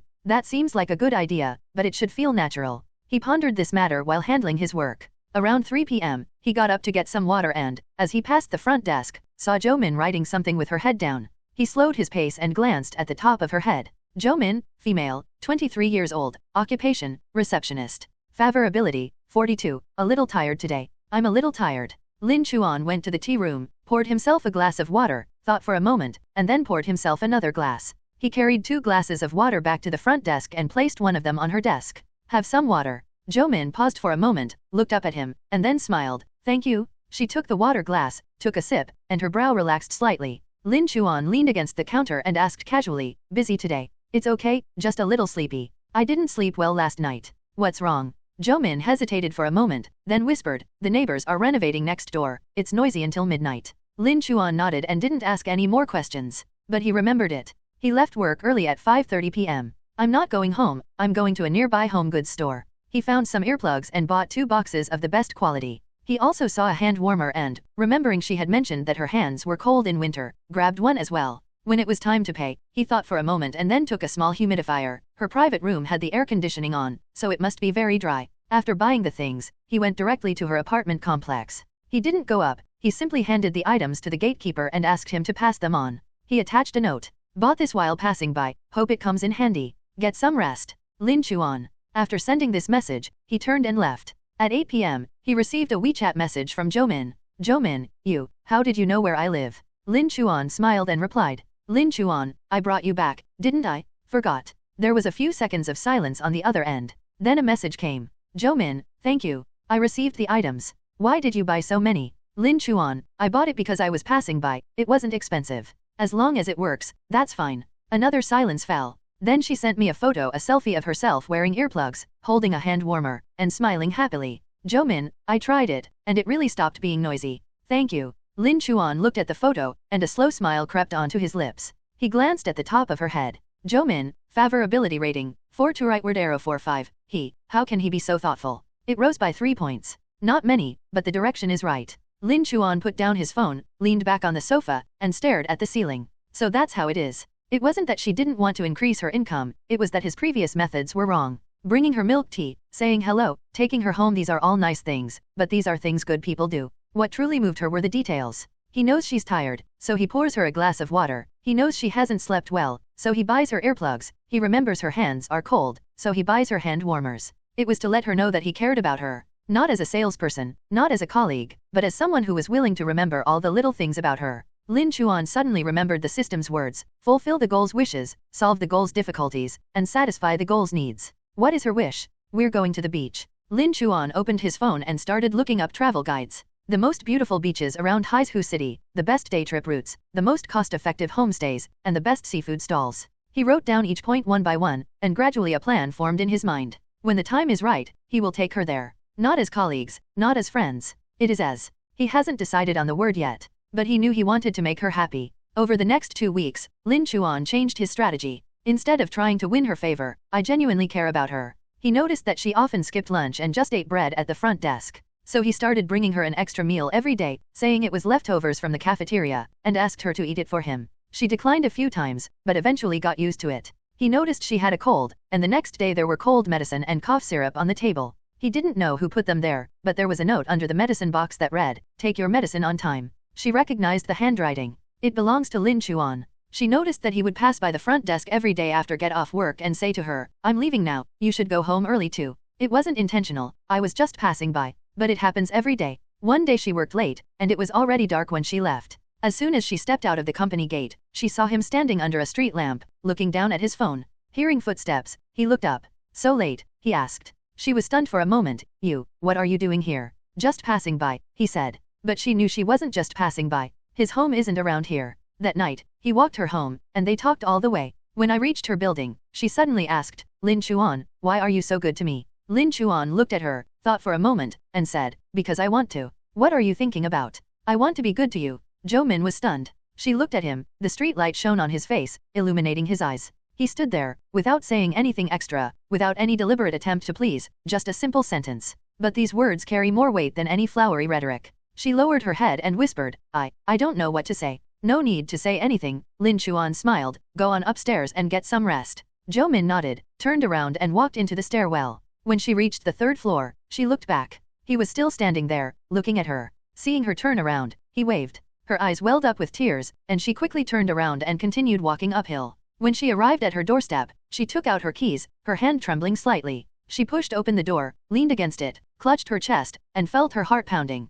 She took out her phone and saw the message he had sent. "Lin Chuan, let me know when you get home." She replied. Jomin, arrived. "Good night." After sending it, she stared at the screen for a long time. Then she opened the photo album and found a picture she had secretly taken in the stairwell that night when he drove her home. In the photo, he is standing under a street lamp, and his profile is very handsome. She looked at it for a long time, then said softly, "Lin Chuan, do you know?" She didn't finish speaking, but the number above her head quietly changed. Jomin, favorability rating, 4-5 rightward arrow 5-2, I think. I might like him a little. Several kilometers away, Lin Chuan was lying in bed looking at his phone. He noticed the change in the number and paused for a moment. Then he laughed. "I'm 52. It wasn't because he did anything earth-shattering. It was simply because he would say get off work early as he passed by every day, simply because he would bring an extra meal, simply because he would stand under the street light waiting for her, simply because he said, because I want to. He put down his phone and stared at the ceiling. I'm suddenly looking forward to tomorrow. As usual, Lin Chuan arrived at the company at 7:30 that day, organized some documents, made a few phone calls, and then went downstairs to buy coffee. As he passed the front desk, he greeted Jo Min. Morning. Jo Min looked up at him, a smile curving her lips to reveal two small dimples. Good morning, you're here early today too. Lin Chuan glanced at the top of her head. Jo Min, favorability rating, 53, he looks really good in that shirt today. I'm 53. Lin Chuan was secretly pleased, but he kept a straight face, just smiled, and continued walking towards the door dash. Just as I reached the main entrance, someone walked in. Lin Chuan stopped in his tracks. A woman, wearing a light blue dress, her hair tied in a low ponytail, and carrying a canvas bag, was looking down at her phone and nearly bumped into him. I'm sorry, she looked up, then froze. Their eyes met. Lin Chuan's mind raced, and it took him 3 seconds to remember Zhang Rong. That nurse. The object he used for the first time in the system. That woman whose favorability rating is still stuck at 5. Lin Chuan. Zhang Rong reacted first, her eyes widening slightly. What a coincidence. Lin Chuan also snapped out of his daze and smiled. Yes, what a coincidence. What brings you here? Zhang Rong waved her phone, looking at apartments. Doesn't your company sell houses? My colleague recommended a few nice developments around here. Viewing apartments. Lin Chuan's heart skipped a beat. He glanced at the top of her head. Zhang Rong, female, 24 years old, occupation, nurse. Affection level, 5, I actually ran into him. 5. It really is still 5. He had experienced so much this past month, the strengthening fluid, Suqing, Jo Min, soaring sales, that he had almost forgotten about this person. But she appeared suddenly, like a pebble thrown into a calm lake. Did you come alone? Lin Chuan asked. Let's take a look and get acquainted. Zhang Rong glanced around. Which floor is your sales department on? I have an appointment with someone, I think their surname is Wang. Don't look for Brother Wang, Lin Chuan interrupted her, I'll take you. Zhang Rong was taken aback. You? I'm also in sales, Lin Chuan smiled, and I have a lot of listings. Just tell me what kind you're looking for. Zhang Rong looked at him, a hint of hesitation in her eyes. But Lin Chuan saw the numbers above her head move. Zhang Rong, favorability rating, 5 rightward arrow 8, he seems quite enthusiastic. It rose by 3 points. Lin Chuan pressed his advantage. Let's go upstairs and have a seat, maybe a glass of water. Which area would you like to look at? What's your budget? I'll help you narrow it down. Zhang Rong hesitated for 2 seconds, then nodded. Then, thank you. Lin Chuan led her upstairs. As they passed the front desk, Jo Min's gaze followed them, lingering on Lin Chuan for a second before landing on Zhang Rong. Lin Chuan caught a glimpse of the numbers above Jo Min's head out of the corner of his eye. Jo Min, favorability rating, 5-3 rightward arrow 5-1, who is that woman? It dropped by 2 points. Lin Chuan's heart tightened, but he couldn't explain now and could only take Zhang Rong upstairs first. In the sales department, several colleagues were busy. When they saw Lin Chuan bring in a young woman, Sister Li's eyes immediately turned meaningful. Hey, Lin Chuan, you have a client. Lin Chuan nodded. Yes, I'll take care of her. He led Zhang Rong to his workstation, poured her a glass of water, and then sat down. Tell me, what kind of house do you want to see? Zhang Rong was a little reserved, holding her water glass with both hands, and said softly, actually, I don't really know much about it. I just want to buy a small one, the kind for one person. What about the budget? Around 1.5 million, she bit her lip, maybe a little low, but my down payment isn't much, and the monthly payments can't be too high either.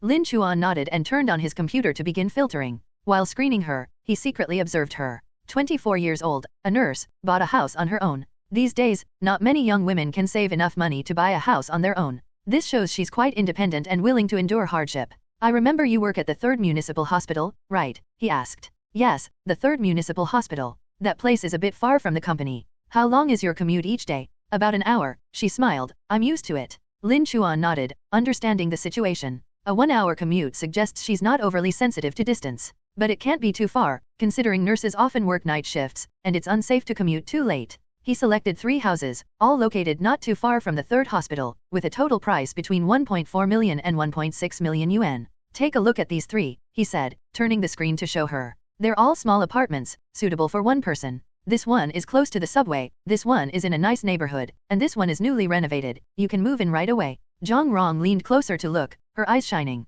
This apartment is newly renovated. May I take a look? Of course. Lin Chuan stood up. We'll go now. An hour later, Lin Chuan stood with Zhang Rong in a small 2-bedroom apartment. The apartment isn't large, about 60 square meters, but it's decorated very warmly. It has light wood floors, white walls, an open kitchen, and a large window in the living room that lets in sunlight, making the whole place bright and airy. Zhang Rong stood in the middle of the living room, turning around to look at everything, her eyes growing brighter and brighter. So beautiful. Lin Chuan stood beside her, watching her. She wore a light blue dress today, which was slightly transparent in the sunlight, revealing her slender figure underneath. Her hair was tied up casually, with a few stray strands falling around her ears, and the lines of her profile were very soft. The way she looked at the house was like a little girl looking at a doll in a shop window. Lin Chuan suddenly understood her a little. A 24-year-old nurse works tirelessly at the hospital every day, earning a modest salary, and saving every penny to make a down payment on a house. Her dream is a small apartment like this, not big, but one that belongs to her. Do you like this set? He asked. Zhang Rong nodded, then shook her head. I like it, but it's a bit expensive. 1,580,000. Lin Chuan glanced at the documents. Your budget was 1,500,000, which is 80,000 over. But it's negotiable. The landlord is in a hurry to sell, so we should be able to negotiate a bit down. Zhang Rong's eyes lit up again. Really? I'll help you negotiate. Lin Chuan smiled, but you need to make sure you really like this style first. If you don't, there's no point in negotiating. Zhang Rong circled around again, finally standing in front of the large window, looking at the scenery outside. Outside the window is an old residential area with red-tiled roofs. In the distance, there are trees, clouds, and the occasional pigeon flying by. I like it, she said softly. I especially like this window. Lin Chuan looked at her and suddenly asked, why do you like her? Zhang Rong paused for a moment, thought for a second, and said, because this is what the view outside the window of the house I lived in when I was little. It was demolished later, and I've never seen it again. She spoke softly, but Lin Chuan detected a hint of longing in her voice. He didn't ask any more questions, but simply made a mental note of it. Let's go, he said. Let's check out the next one. Over the next 2 hours, they watched 2 more shows. It's a place close to the subway, but the building is a bit old, and the paint on the walls is peeling off. The apartment is in a nice neighborhood, but the layout is not very square and the bedrooms are small. After looking through them, Zhang Rong stood at the door of the third apartment, feeling somewhat conflicted. The first set is good, but expensive. The second set is cheap, but too old. The third one isn't good, Lin Chuan said bluntly. The layout is terrible, you'll regret moving in. Zhang Rong looked at him, somewhat surprised. You're so direct. Lin Chuan laughed. If I tricked you into buying an unsuitable house, you'd hate me later. Zhang Rong paused for a moment, then smiled. The smile was faint, but genuine. Lin Chuan saw the numbers above her head move. Zhang Rong, favorability rating, 8 rightward arrow 1-2. He seems quite reliable. It rose by 4 points. Okay, Lin Chuan said, I'll help you negotiate the price for the first one. If we can get it down to under 1.5 million, you can buy it. If not, we'll look for others. Zhang Rong nodded. Okay, thank you for your help. Lin Chuan waved his hand. No trouble at all, it's my job. When Zhang Rong dropped her off at the company entrance, she suddenly turned around. Lin Chuan. She looked at him, her expression somewhat complicated. You have changed a lot. Lin Chuan was taken aback. What change? You didn't look like this when I saw you at the hospital last time. She tilted her head and thought for a moment, but now you look much more energetic and much more handsome. Lin Chuan laughed. Maybe it's because I've been working out lately. Zhang Rong nodded, glanced at him again, and then said, well, about the house, thank you for your help. Don't worry, I'll let you know as soon as I have any news. Zhang Rong turned and walked away, but after a few steps, she looked back one last time. Lin Chuan stood at the door and waved to her. She smiled and continued walking. Lin Chuan watched her figure disappear into the crowd, then looked up and glanced at her. Zhang Rong, favorability rating, 1-2 rightward arrow 1-5. He seems to have really changed a lot. I'm 15 now. It rose 10 points today. Not a lot, but not a small amount either. Lin Chuan turned and went back to the company. As soon as he reached the front desk, he met someone's gaze. Jo Min was looking at him, her face expressionless, but the numbers above her head betrayed everything. Jo Min, favorability, 5-3 rightward arrow 4-8. Who is that woman? Where did they go? It dropped by 5 points. Lin Chuan's heart tightened, and he quickly went over. Xiaozhou. Jo Min lowered her head, pretending to look at her phone. Lin Chuan stood next to the front desk and said in a low voice, that was a client of mine before. No, not exactly a client, just someone I knew. She came to look at apartments, and I showed her a few. Jo Min still didn't look up. Oh, it's just a regular customer relationship, Lin Chuan continued. Really? Jo Min swiped her finger across the phone screen twice, but still didn't look up, but Lin Chuan noticed that the numbers above her head had changed. Jo Min, favorability rating, 4-8 rightward arrow 5-0. What was he explaining? I didn't even ask. It rose back to 2 points. Lin Chuan breathed a sigh of relief, smiled, and said, are you free tonight? I'd like to treat you to dinner. Jo Min then looked up at him, a slight smile playing on her lips. Why did you invite me to dinner? No reason why, I just wanted to ask you out. Jo Min looked at him, the slight emotion in her eyes slowly dissipating, replaced by a smile. Oh well. Lin Chuan nodded. Wait for me after get off work. He turned and walked towards the sales department, but after a few steps, he looked back. Zhou Min was smiling with her head down, her dimples appearing and disappearing at the corners of her mouth. He smiled and continued walking uphill. 2 days later, Lin Chuan helped Zhang Rong negotiate the deal for that house. The landlord initially refused to budge on the price of 1.58 million, but Lin Chuan negotiated for 3 hours and finally negotiated down to 1.52 million. Zhang Rong's down payment was just enough, and the monthly mortgage payments were also within her budget. On the day the contract was signed, Zhang Rong specifically took half a day off. She sat on the sofa in the sales department, looking at the contract, her hands trembling slightly. Nervous? Lin Chuan asked. She nodded, then shook her head. It's just a little hard to believe. Lin Chuan smiled and handed her the pen. Sign it. Once you've signed it, it's yours. Zhang Rong took the pen, took a deep breath, and signed her name on the last page. The moment she finished signing, she looked up, her eyes a little red. She finally has her own house in Haizhu City. My own home. Lin Chuan, she said softly. Thank you. Lin Chuan shook his head. It's money you saved yourself. I just helped you negotiate a price. Zhang Rong looked at him and suddenly smiled. That smile held gratitude, relief, and something else entirely. Lin Chuan saw the numbers above her head. Zhang Rong, favorability rating, 15 rightward arrow 20. He really is a good person. I'm 20 now. Am I a good person? Lin Chuan smiled and stood up. Let's go. I'll take you to complete the remaining formalities. Zhang Rong nodded and stood up with him. As she reached the door, she suddenly said, Lin Chuan, once everything is settled, I'll treat you to dinner. Lin Chuan turned to look at her. Okay. Zhang Rong smiled, a smile that was more relaxed and natural than before. Lin Chuan looked at her and suddenly remembered the first time he saw her, in the hospital. She asked him how he was feeling, and he stared at her intently, which cost him 10 points of goodwill. At that time, he never imagined that one day he would help her buy her first house. Life is truly unpredictable. After seeing Zhang Rong off, Lin Chuan returned to his workstation, leaned back in his chair, and let out a long sigh. My phone vibrated. It was a WeChat message from Zhou Min. Zhou Min, that girl from earlier, is she here again? Lin Chuan smiled and replied. Lin Chuan, they're here to sign a contract. They've bought a house. Zhou Min, oh, so she'll be a homeowner from now on. Lin Chuan,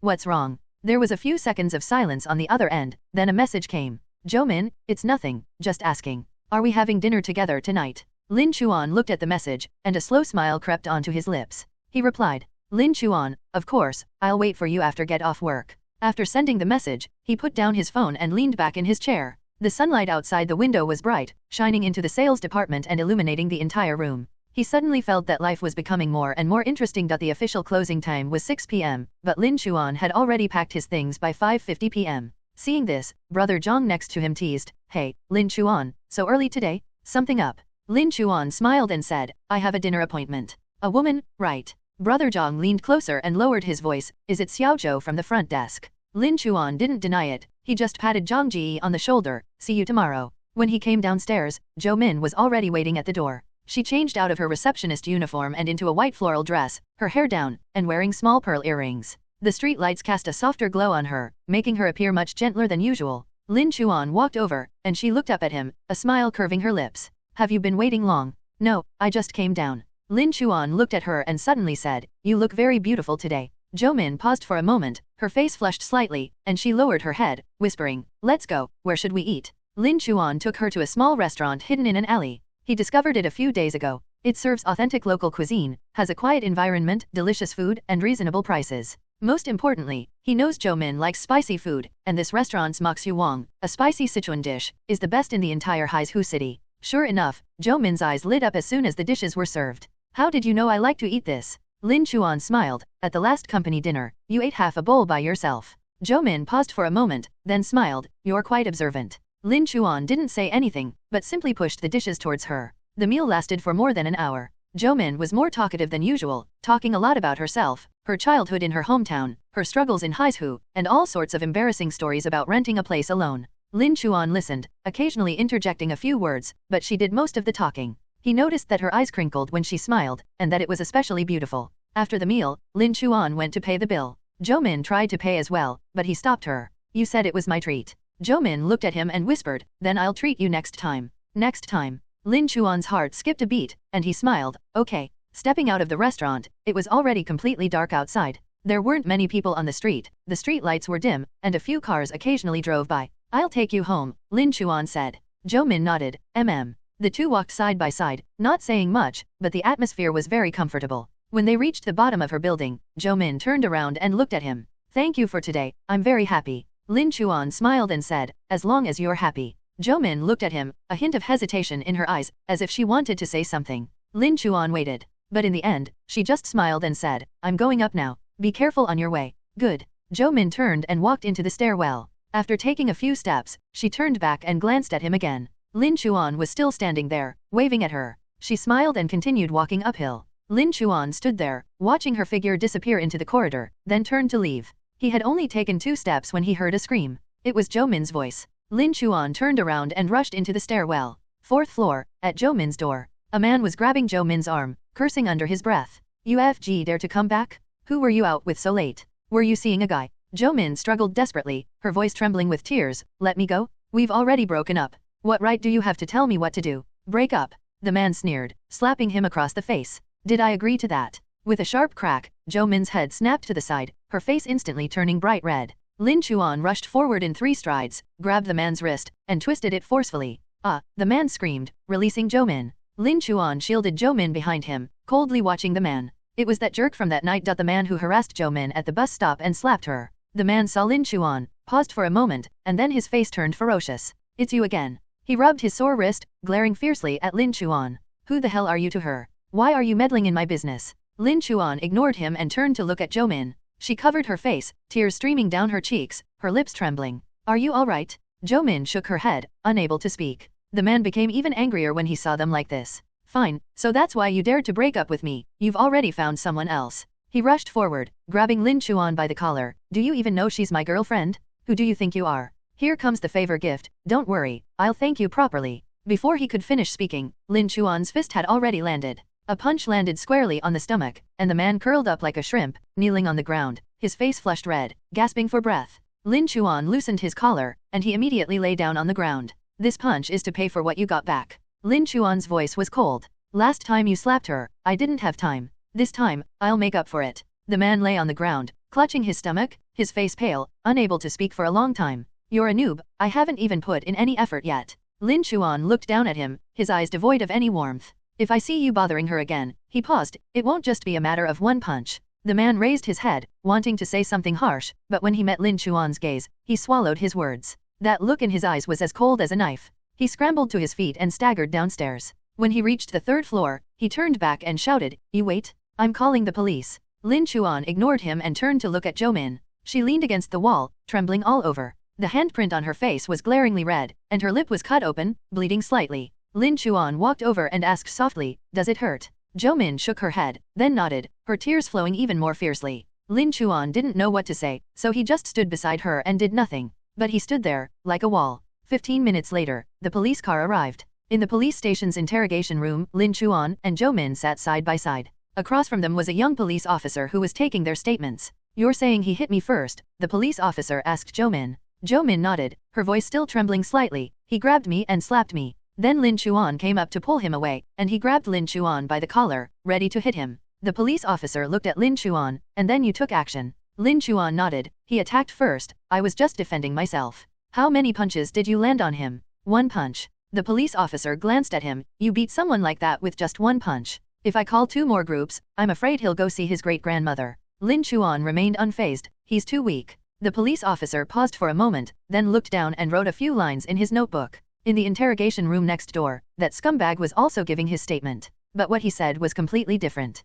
They both hit me. The guy came up and started hitting me, pinning me to the ground. The girl was just laughing. The police officer glanced at him. Where's the injury on your face? The scumbag touched his face. Lin Chuan's punch had hit his stomach, so there wasn't actually any injury on his face. But he wanted to look pitiful, so he rubbed his eyes hard, making them red. He hit my stomach, and it still hurts. The police officer nodded but didn't say anything. 20 minutes later, the statements from both sides had been reconciled. There are security cameras at the entrance of the residential complex. They clearly captured the scumbag hitting Min first, and also captured Lin Chuan's intervention. In the footage, Lin Chuan only punched Min once, and then the scumbag collapsed. The police called the scumbag over and showed him the surveillance footage. The scumbag's face turned pale and then red. Is there anything else you want to say? The police officer asked. The scumbag opened his mouth, but finally managed to stammer out, I just came to talk to her for a few minutes. You resort to violence after just a few words. The scumbag fell silent. In the end, the scumbag was detained for 7 days and fined 500 yuan.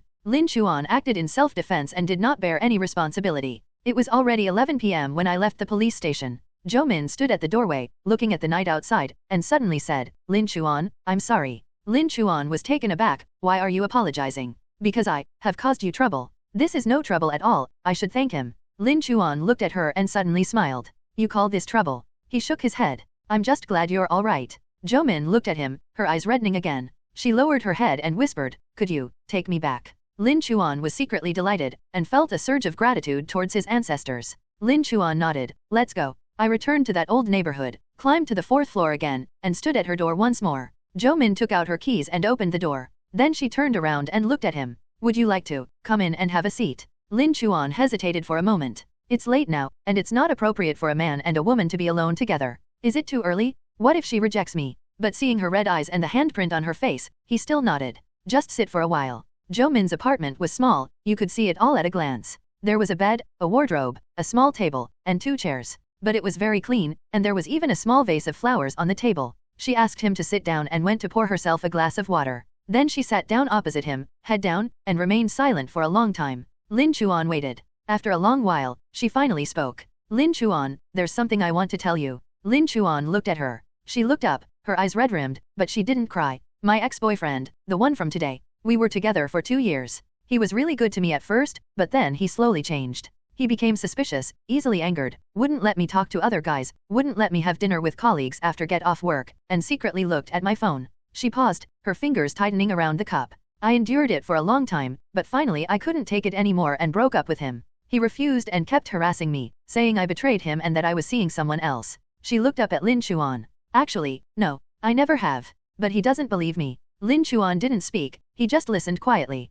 After the breakup, he went even crazier. He would come to my company every day to wait for me, send me abusive messages, and sometimes even call me several times. If I answered, he would just yell at me. If I didn't answer, he would send threatening text messages. I changed my phone number, and he knew my company address, but it didn't work. She lowered her head, her voice growing softer and softer. I got scared later. Lin Chuan's heart skipped a beat. What are you afraid of? Jo Min remained silent for a long time. Then she looked up and met his eyes. I'm afraid of falling in love. She spoke those 4 words very softly, but Lin Chuan sensed the weight in them. I know you're good to me, she continued. You take me home, buy me earplugs, greet me every day, treat me to meals. I know all of that. She looked at him, tears welling up in her eyes. He looked so pitiful. But I'm scared. I'm afraid he's faking it, afraid you'll change after a while, afraid I'll have to go through that kind of ordeal again. Her tears finally fell. Lin Chuan, it's not that I don't like you, it's that I'm afraid. Lin Chuan looked at her and suddenly understood everything. Why is my affinity level stuck at around 40 and won't go up?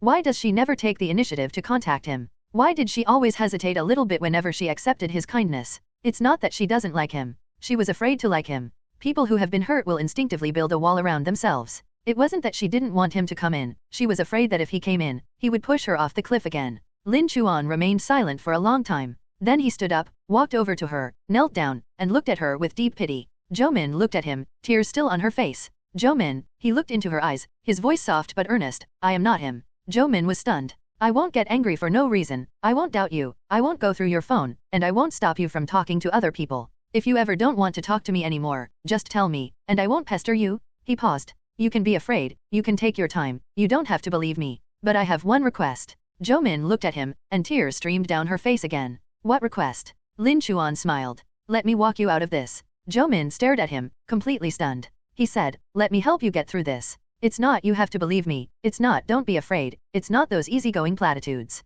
He said, I'll stay with you. I'll walk slowly with you, take it slow, and be fearless. She lowered her head and wiped away her tears with the back of her hand. Then she looked up at him and said softly, Lin Chuan, do you know, you're the first person who made me feel that maybe we really could start over. Lin Chuan looked at her and smiled. He saw the numbers above her head. Jo Min, favorability rating, 50 rightward arrow 60, maybe he really is different. 60 years old. Nice? Lin Chuan was overjoyed. Lin Chuan didn't seize the opportunity to say anything, but simply stood up and said softly, it's too late, you should get some rest. You have work tomorrow. You need to play hard to get, don't rush things, or you will scare her away. Jo Min was stunned for a moment. You're leaving already. Lin Chuan nodded. You've had a long day, get some sleep.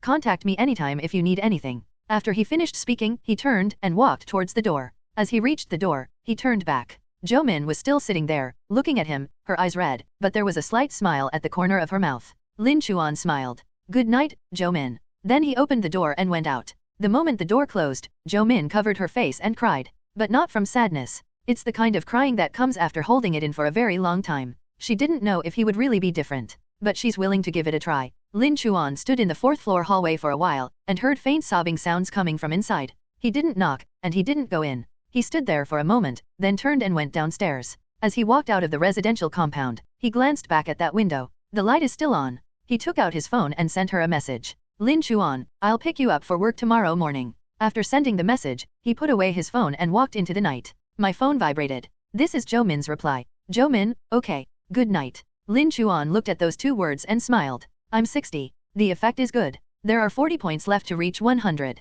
But he wasn't in a hurry anymore. Take it slow, and give Jo Min enough security. Sometimes, slow is the fastest. That morning, Lin Chuan had just arrived at the company when he sensed that something was off. Old Wang, who usually clocks in right on time, was already sitting at his workstation. Sister Li's desk was 10 times cleaner than usual. She'd even replaced her 3-year-old teacup with a new one. Brother Zhang wasn't on his phone. Instead, he was holding a document and pretending to read it. Lin Chuan had just sat down when manager Wang Jiangguo's voice boomed from the doorway. Everyone, meeting at 9 a.m.? No absences allowed. An hour later, in the sales department's small conference room, Wang Jiangguo stood in front of the whiteboard, his face as serious as if his father had died. People from head office have arrived. A buzzing sound immediately arose from below. The vice president will lead a team. They'll arrive tomorrow to inspect our company and check on the sales performance of several key real estate projects. He glanced at everyone present, his gaze lingering on Lin Chuan for a second longer. This inspection is very important. It relates to our branch's budget and resource allocation next year. Whoever lets me down will be fired.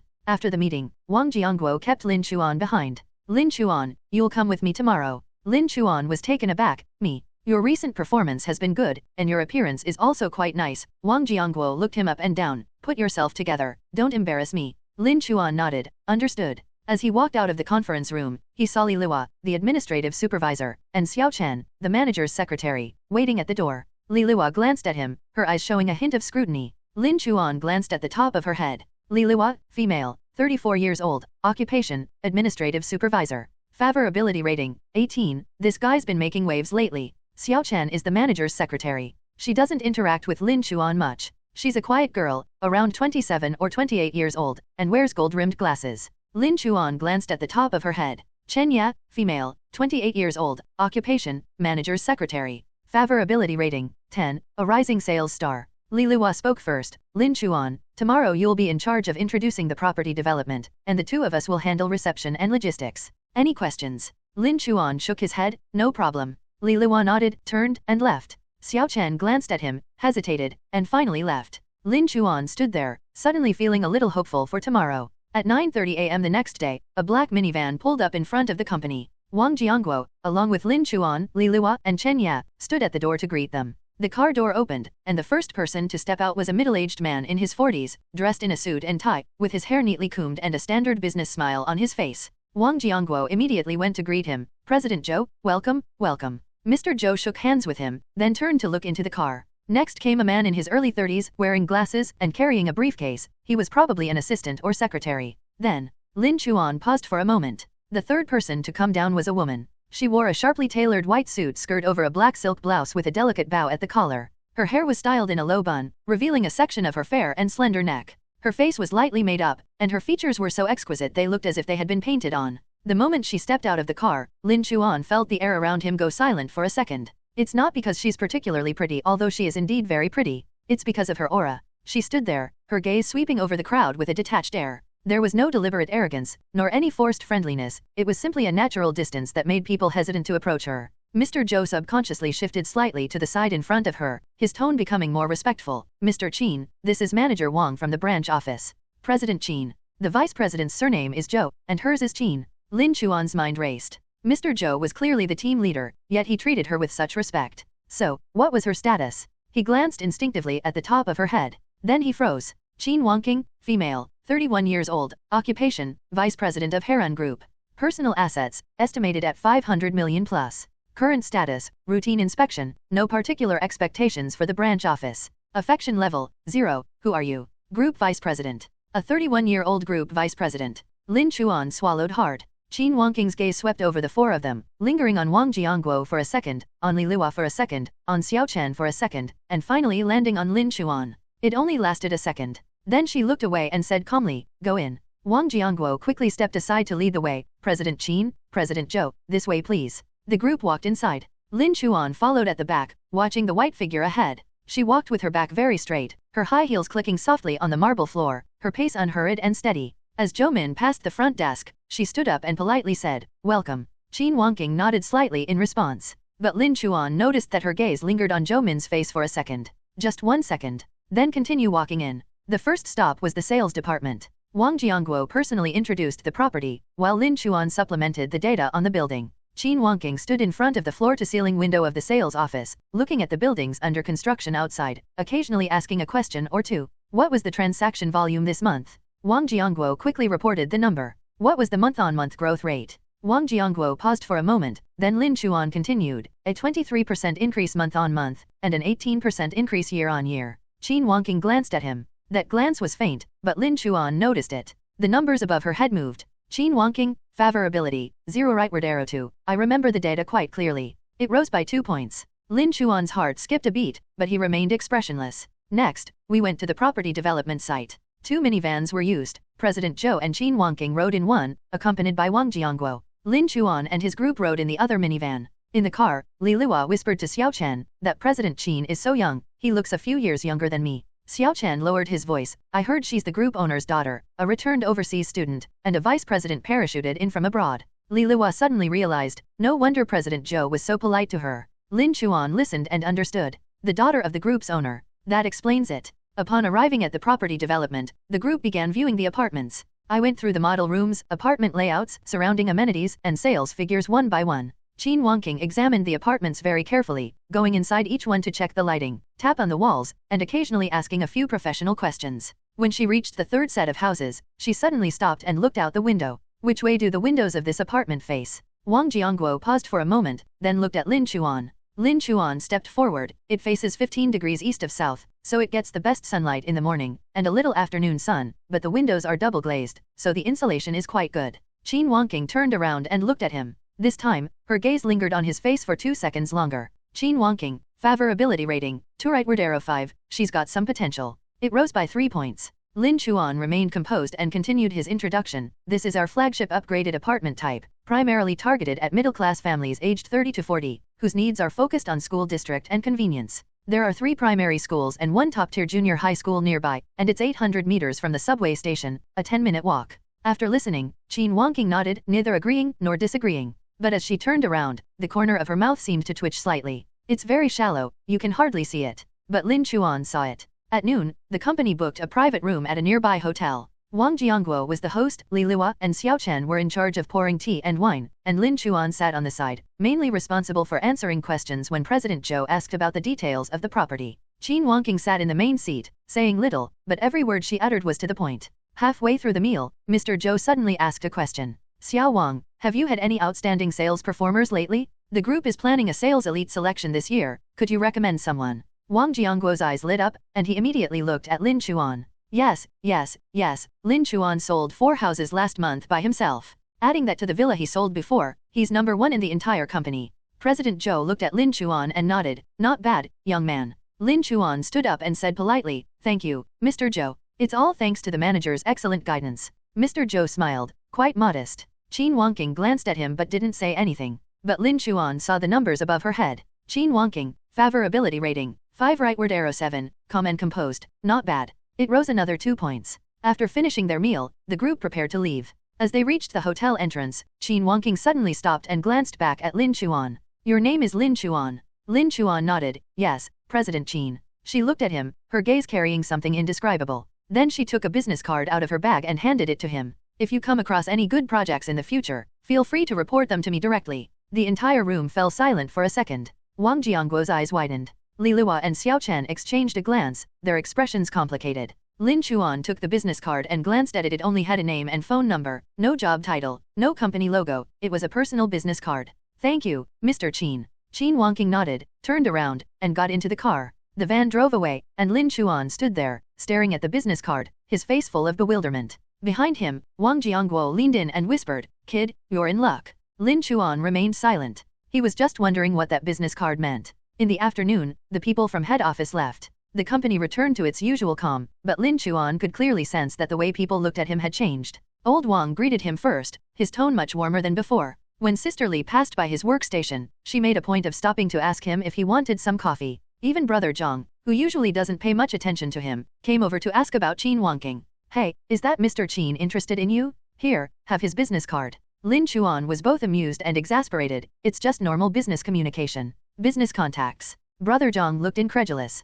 President Zhou didn't even give her his business card, why would she give it to you? Lin Chuan didn't bother to explain, he just smiled. Around 4 p.m., he went downstairs to get some water. As he passed the front desk, Zhou Min called him over. Lin Chuan. He stopped and walked over. Zhou Min looked at him with a complicated expression. I heard, people from head office came. Lin Chuan nodded. That woman, Zhou Min bit her lip, isn't she very pretty? Lin Chuan paused for a moment, then smiled. He looked up at the top of her head. Zhou Min, favorability rating, 60 rightward arrow 58. Who is that woman? Why did she give Lin Chuan her business card? It dropped by 2 points. Lin Chuan suppressed a laugh and said seriously, she is quite pretty, but it has nothing to do with me. She gave me her business card because I did a good job introducing the property. We might have business dealings in the future. Zhou Min looked at him, and the slight emotion in her eyes slowly dissipated. Real.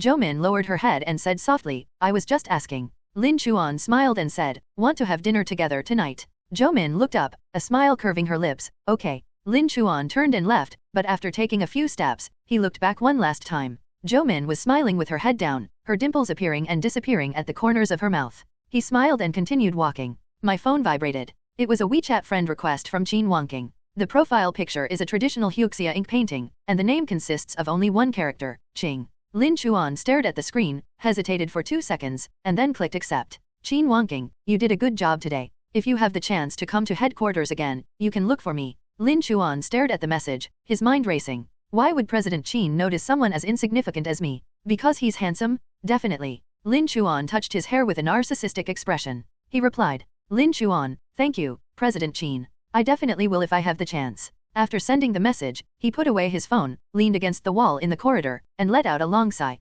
Today was truly an exciting day. He glanced at the newly appeared line in the system. Qin Wangqing, female, 31 years old, occupation, Vice President of Heroine Group. Favorability rating, 7, I vaguely remember her. 7 o'clock. It's not much, but it's already a start. And she gave him her business card. Personal business card. Vice President, daughter of the owner of Heroine, the system is increasing my strength. Come on, let the beauties come on even stronger. Lin Chuan suddenly felt that the days ahead might become more and more interesting. At 6 o'clock in the afternoon, Wang Jiangguo stood at the entrance of the sales department and waved his hand. We're having dinner tonight, it's on me? Don't you dare ask for leave. The entire sales department cheered. Lin Chuan initially wanted to decline, he didn't really like these kinds of lively occasions. But then he thought, it was a company event, and it wouldn't be appropriate not to go. And Zhou Min went too. At 6:30, a large group of people arrived at a nearby seafood restaurant. Wang Jiangguo ordered a table full of dishes and opened several bottles of Beiju, Huxia liquor. Come on, fill it all up. Fill it all up. Tonight, we won't leave until we're drunk. Lin Chuan sat by the window, next to Brother Zhang and Zhou Min, and opposite Li Luo and Xiao Chen. Zhou Min didn't drink alcohol because her relatives were visiting today. She spent the whole time chatting with Lin Chuan. Li Luo wore a dark red shirt tonight, her hair down, looking much gentler than usual for work. She smiled and clinked glasses with people, appearing to be in a good mood. But Lin Chuan noticed a detail. When she drinks, she holds the glass high and drinks very quickly. When she puts the glass down, her eyes will be vacant for a moment. He had seen that kind of emptiness before. That's the look in someone's eyes who has something on their mind. He glanced at the top of her head. Li Luo, female, 34 years old, occupation, administrative supervisor. Favorability rating, 18, wants to get drunk today. I want to get drunk. Lin Chuan's heart skipped a beat, but he didn't show it. He chatted intimately with Zhou Min. Lin Chuan, I won't be going to karaoke later. You should go home and rest early too. Okay, if you're not feeling well, go home early. Remember to call me if anything happens. Lin Chuan and Zhou Min chatted in hushed tones. The atmosphere at the dinner table was lively. Old Wang took the lead in toasting, and everyone clinked glasses, chatting and laughing. Li Luo drank especially heartily, accepting every toast offered to her without refusing. Xiao Chen whispered to Li, Sister Li, drink less. Li Luo waved her hand, it's nothing, I'm just happy today. She downed another glass as she spoke. Lin Chuan silently counted, she had already drunk 6 or 7 cups since the banquet began. White. 6 or 7 glasses of Beiju, Huxia liquor, is quite a lot for a woman. After dinner, the group went to a karaoke bar. The private room was large, seating more than 20 people. Wang Jiangguo was the first to grab the microphone and belted out "You'll win if you fight hard," making everyone cover their ears and laugh. After he finished singing, he tossed the microphone aside. Come on, let's keep drinking. The waiter brought in several cases of beer, along with some fruit platters and snacks. Lin Chuan originally wanted to find a corner to sit in and wait quietly for a while. But as soon as he sat down, Wang Jiangguo pulled him over to offer him a toast. Lin Chuan, come on, have a drink with the manager. Lin Chuan had no choice but to drink a few cups with him. Halfway through his drink, he noticed Li Liwa. She sat on the sofa, holding a glass of wine, clinking glasses with her colleague next to her. But her face was already very red, and her eyes were a little unfocused. Xiao Chen, standing nearby, advised, Sister Li, stop drinking. You've had too much. Li Liwa shook her head, it's all right, I know what I'm doing. She took another sip as she spoke. Lin Chuan glanced at the top of her head. Li Liwa, current status, early stages of intoxication, emotionally unstable. Affection level, 18, drink a little more. Want some more? Lin Chuan frowned. He stood up and walked to Li Liwa's side. Sister Li, his voice wasn't loud, but it was clear, I'd like to propose a toast to you. Li Liwa looked up at him, smiled, and said, okay, come on. Just as she was about to raise her glass, Lin Chuan reached out and gently pressed it down. Sister Li, I'll drink this one for you. You've had too much to drink. Li Liwa was stunned for a moment. Xiao Chen, who was standing next to him, was also stunned. Lin Chuan ignored their reactions, picked up Li Liwa's cup, and downed it in one gulp. Then he poured himself another glass and drank it all. 2 glasses, consider it my toast to you. Li Liwa looked at him, a complex emotion flashing in her eyes. Lin Chuan glanced at the top of her head. Li Liwa, favorability rating, 18 rightward arrow 28, Lin Chuan, is getting more and more handsome. It rose by 10 points. Lin Chuan smiled and said, Sister Li, why don't you rest for a while and have some fruit? He picked up a slice of watermelon and handed it to her. Li Liwa took the watermelon, bent down and took a bite, without saying a word. But Lin Chuan noticed that her eyes were a little red. The KTV was getting more and more lively. Wang Jiangguo had already sung 5 songs, completely off-key, yet everyone was still cheering and applauding. Brother Zhang was playing a drinking game with some colleagues, the loser drank, and the winner also drank. Lin Chuan sat in the corner, casually clinking glasses with people. His alcohol tolerance was originally average, but since using the enhancement fluid, it seems to have improved considerably. He drank 7 or 8 bottles of beer and only felt slightly dizzy. He looked at Li Liwa. She leaned back on the sofa, her eyes closed, her face flushed, and her breathing a little heavy. She was really drunk. Xiao Chen took care of her, pouring her water and wiping her face. But Li Liwa's condition worsened, and she began to talk nonsense. I'm not drunk, I can still drink. Xiao Chen looked at Lin Chuan helplessly. What should we do? Lin Chuan thought for a moment and said, I'll go call a car and take her home. He stood up, went outside, and hailed a ride-hailing car. When they returned to the private room, Li Liwa was unable to stand. Lin Chuan supported her, and Xiao Chen helped from the side. The 2 of them carried her out of the KTV. The ride-hailing car had already arrived at the door. Lin Chuan pulled Xiao Chen aside. You go back first, I'll take her. Xiao Chen hesitated for a moment. Are you sure you can manage alone? Lin Chuan nodded. It's all right, I'll take her home and then go back. Xiao Chen glanced at Li Liwa, then at Lin Chuan, and finally nodded. Thank you for your help.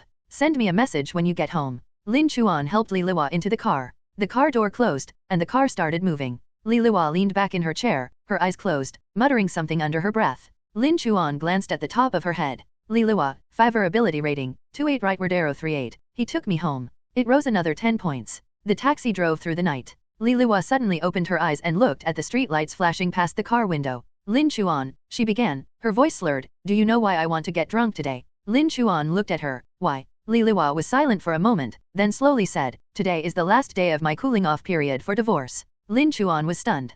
Cooling off period for divorce. The last day. I'm 34, she continued, her voice trailing off, married for 7 years, and now I'm all alone. Tears streamed down her face. He was having an affair for 3 years, and I didn't know. When I found out, he said he'd change, but I waited a year, and he still didn't. So I filed for divorce. She wiped her tears with the back of her hand, but the tears flowed even more fiercely. We divorced. He got the house, he got the car, and I only took a little money. After 7 years, all I had left was this little bit of money. Lin Chuan didn't know what to say, so he just silently handed over a tissue. Li Liwa took the tissue, covered her face, and her shoulders shrugged. During the day at the company, I dare not tell anyone. I'm afraid people will pity me, afraid they'll talk about me behind my back. Every day I go to work with a smile, greet people with a smile, attend meetings with a smile, eat with a smile, and even work overtime with a smile. She looked up at Lin Chuan, her eyes red-rimmed. But I'm so tired, Lin Chuan. Lin Chuan looked at her, feeling a lump in his throat. He recalled seeing Li Liwa at the company during the day, a capable, professional, and always smiling administrative supervisor. No one could tell that she was carrying such a heavy burden on her mind. Sister Li, he said softly, if you're feeling down, just cry it out. It's okay. Li Liwa was stunned for a moment, then covered her face and burst into tears. It wasn't the kind of suppressed, silent crying, it was genuine, loud crying. The driver glanced in the rearview mirror, said nothing, and quietly turned the music down a little. Lin Chuan sat beside him, saying nothing, simply keeping him company quietly. After she finished crying, he handed her a bottle of water. Have some water. Li Lua took the water, took a sip, then leaned back in her seat and looked out the window. Lin Chuan, thank you. Lin Chuan shook his head, don't say that. Li Lua looked at him and suddenly smiled. The smile was faint, tinged with tears, but it was genuine. You're a good person. Lin Chuan smiled but didn't say anything. He saw the numbers above her head. Li Lua, favorability rating, 38 rightward arrow 45, he's really different. It rose by 7 points. The taxi stopped at the entrance of an old residential area. Lin Chuan helped Li Lua out of the car. She was already unsteady on her feet, her whole body limp like a lump of mud, with most of her weight resting on Lin Chuan. Which floor? Lin Chuan asked.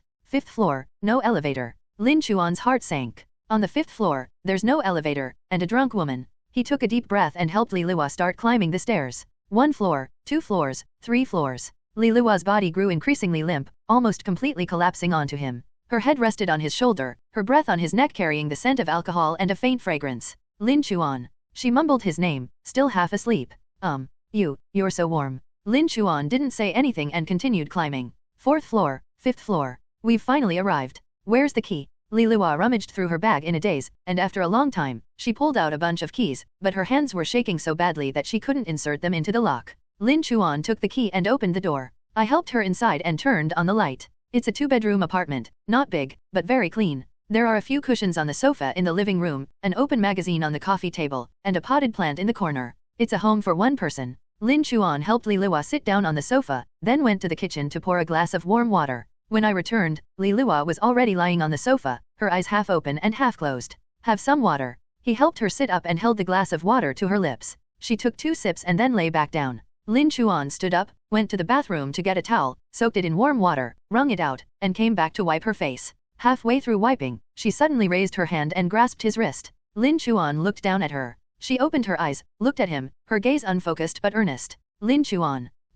Don't go. Lin Chuan was taken aback. She gripped his wrist tightly, refusing to let go. Stay with me for a little while, just a little while. Lin Chuan looked at her, hesitated for a moment, and then sat down next to her. Li Lua turned to the side, looking at him with tears in her eyes. Do you know how long it's been since I've talked to anyone about these things? Lin Chuan shook his head. It's been such a long time, she said softly. After the divorce, I lived alone, ate alone, watched TV alone, and slept alone. Sometimes I wouldn't say a word all day. She paused, and her eyes reddened again. I don't dare tell my parents, for fear they'll worry. I don't dare tell my friends, for fear they'll laugh at me. I don't dare tell my colleagues, for fear it will get back to the company and cause a bad impression. She looked at Lin Chuan, and tears streamed down her face again. I'm so uncomfortable holding it in, Lin Chuan. Lin Chuan looked at her, feeling a pang of sadness. A 34-year-old woman, a capable administrative supervisor at her company, known to others as the mature and steady Sister Li. But who would have thought that she would return to this empty home alone, with no one to talk to? Sister Li, he said softly, you can come to me anytime you feel unwell.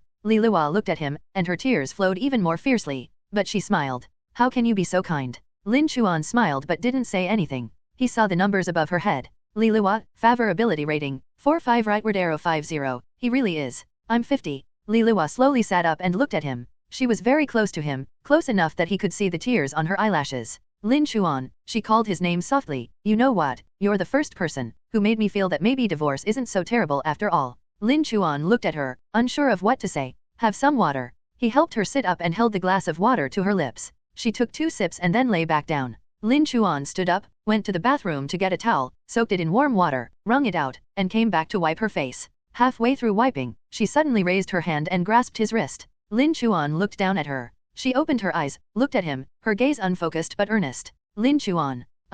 Don't go. Lin Chuan was taken aback. Li Lua, favorability rating, 50 rightward arrow 60, he said he doesn't regret it. I'm 60. She gripped his wrist tightly, refusing to let go. Stay with me for a little while, just a little while. Lin Chuan looked at her, hesitated for a moment, and then sat down next to her. Li Lua turned to the side, looking at him with tears in her eyes. Do you know how long it's been since I've talked to anyone about these things? Lin Chuan shook his head. It's been such a long time, she said softly. After the divorce, I lived alone, ate alone, watched TV alone, and slept alone. Sometimes I wouldn't say a word all day. She paused, and her eyes reddened again. I don't dare tell my parents, for fear they'll worry. I don't dare tell my friends, for fear they'll laugh at me. I don't dare tell my colleagues, for fear it will get back to the company and cause a bad impression. She looked at Lin Chuan, and tears streamed down her face again. I'm so uncomfortable holding it in, Lin Chuan. Lin Chuan looked at her, feeling a pang of sadness. A 34-year-old woman, a capable administrative supervisor at her company, known to others as the mature and steady Sister Li. But who would have thought that she would return to this empty home alone, with no one to talk to? Sister Li, he said softly, you can come to me anytime you feel unwell. Li Luo looked at him, and her tears flowed even more fiercely. But she smiled. How can you be so kind? Lin Chuan smiled but didn't say anything. Li Luo slowly sat up and looked at him. She was very close to him, close enough that he could see the tears on her eyelashes. Lin Chuan, she called his name softly, you know what, you're the first person who made me feel that maybe divorce isn't so terrible after all. Lin Chuan looked at her, and his heart suddenly softened. A woman, 34 years old, divorced, living alone, forces a smile at work during the day, but comes home to no one to talk to. Just thinking about this kind of life makes him feel miserable. It will be all right, he said. Take it slow. Li Luo looked at him and suddenly smiled. That smile held tears, and something else entirely. Lin Chuan. Please, don't leave tonight, okay? Lin Chuan was stunned. Li Luo looked at him, her eyes red, but her gaze was very serious. I'm not talking nonsense because I'm drunk, she said slowly, I really want someone to be with me. She lowered her head, her voice growing softer and softer. Tonight. Lin Chuan looked at her, his mind racing. She was serious. This wasn't drunken talk, it was serious. A complex mix of emotions welled up inside him, surprise, hesitation, and a hint of anticipation he himself was unwilling to admit. Li Luo raised her head and looked at him. Do you think I'm too old? Lin Chuan shook his head. No. You dislike me because I'm divorced. No, that's not it either. Then why? Lin Chuan looked at her, remained silent for a few seconds, and then sighed softly. Sister Li, are you sure? Li Luo nodded. I'm sure. She looked into his eyes and said, word by word. Lin Chuan, I don't want to be alone tonight. Looking at her, Lin Chuan suddenly felt a tension in his heart ease. He remembered how she cried in the car, how she said, I feel so suffocated, and how she returned to this empty house alone, with no one to talk to. She needs someone to be with her, even if it's just tonight. And a thought suddenly popped into his mind, why should I refuse? He's not a saint. Li Luo looked at him, slowly reached out, and grabbed the hem of his clothes. Is that okay? Lin Chuan looked at her hands, then at her eyes. Those eyes held tears, expectation, and a touch of nervousness. He gently took her hand. Good. Li Luo was stunned for a moment, then her eyes reddened again. But she smiled. That smile was more beautiful than ever before. Li Luo stood up, took his hand, and walked towards the bedroom. The bedroom wasn't big, it contained a bed, a wardrobe, and a small lamp on the bedside table. The curtains were drawn tightly, blocking out the night. She turned around and looked at him. Lin Chuan. Don't you think I'm too casual? Lin Chuan was taken aback. No way. She lowered her head and whispered, I haven't. She didn't finish speaking, but Lin Chuan understood. He gently cupped her face and looked into her eyes. Sister Li. Li Luo looked at him, her eyes reddening again, but this time it was a different kind of red. She stood on tiptoe and kissed him. In that instant, the last bit of hesitation in Lin Chuan's heart vanished. He put his arm around her waist and returned her kiss. She smelled of alcohol and a faint perfume. The combination wasn't unpleasant, but rather gave her a unique, mature woman's aura. Her kiss was awkward, a little tentative and cautious, but also passionate, as if she wanted to release everything she had been holding back for years. Lin Chuan picked her up and gently placed her on the bed. The lamplight cast a warm yellow glow on her face and body. She lay there, looking at him, her eyes glistening with tears. Lin Chuan. Slow down. Lin Chuan leaned down and placed a kiss on her forehead. Good. That night was very long. As Lin Chuan grew up, many details became blurry when he looked back. He only remembered fragments. She trembled in his arms. She bit her lip to keep herself from making a sound. She eventually let go, her arms around his neck, breathing softly. Afterwards, she leaned against his chest, gently tracing his abs with her fingers, and whispered, How did you get that physique? Lin Chuan smiled but did not answer. She didn't ask any further questions, but simply moved a little closer. The night outside the window was deep, with only the occasional sound of a car horn. Li Luo suddenly spoke, Lin Chuan. Let's forget about tonight's events tomorrow. Lin Chuan paused for a moment, then looked down at her. She didn't look up, but leaned against his chest, her voice muffled. You're still young and have a bright future. You'll need to find a partner someday. I'm an old divorced woman, I can't hold you back. Lin Chuan remained silent for a few seconds. Then he gently lifted her face and looked into her eyes. Sister Li. I won't forget what happened tonight. Li Luo was stunned. Lin Chuan looked into her eyes and said, word by word. But I won't use this to blackmail you. If you want to forget it, then forget it. If you ever want to talk to someone again, feel free to contact me. Li Luo looked at him, her eyes reddening again. You. She didn't finish speaking. She buried her face in his chest and fell silent. Lin Chuan gently patted her back, like he was coaxing a child. After a long while, her muffled voice came from his arms. Lin Chuan. Thank you. Lin Chuan smiled but didn't say anything. Lin Chuan sighed softly, pulled the blanket up to cover her shoulders. The night outside the window was deep, but her breathing gradually calmed down. She's asleep. Lin Chuan stared at the ceiling, his mind a jumble of thoughts. What happened tonight? What happens to the numbers in the system? But after thinking about it for a while, he suddenly felt it didn't matter. Tonight is tonight. Tomorrow is tomorrow. He closed his eyes and slowly fell asleep.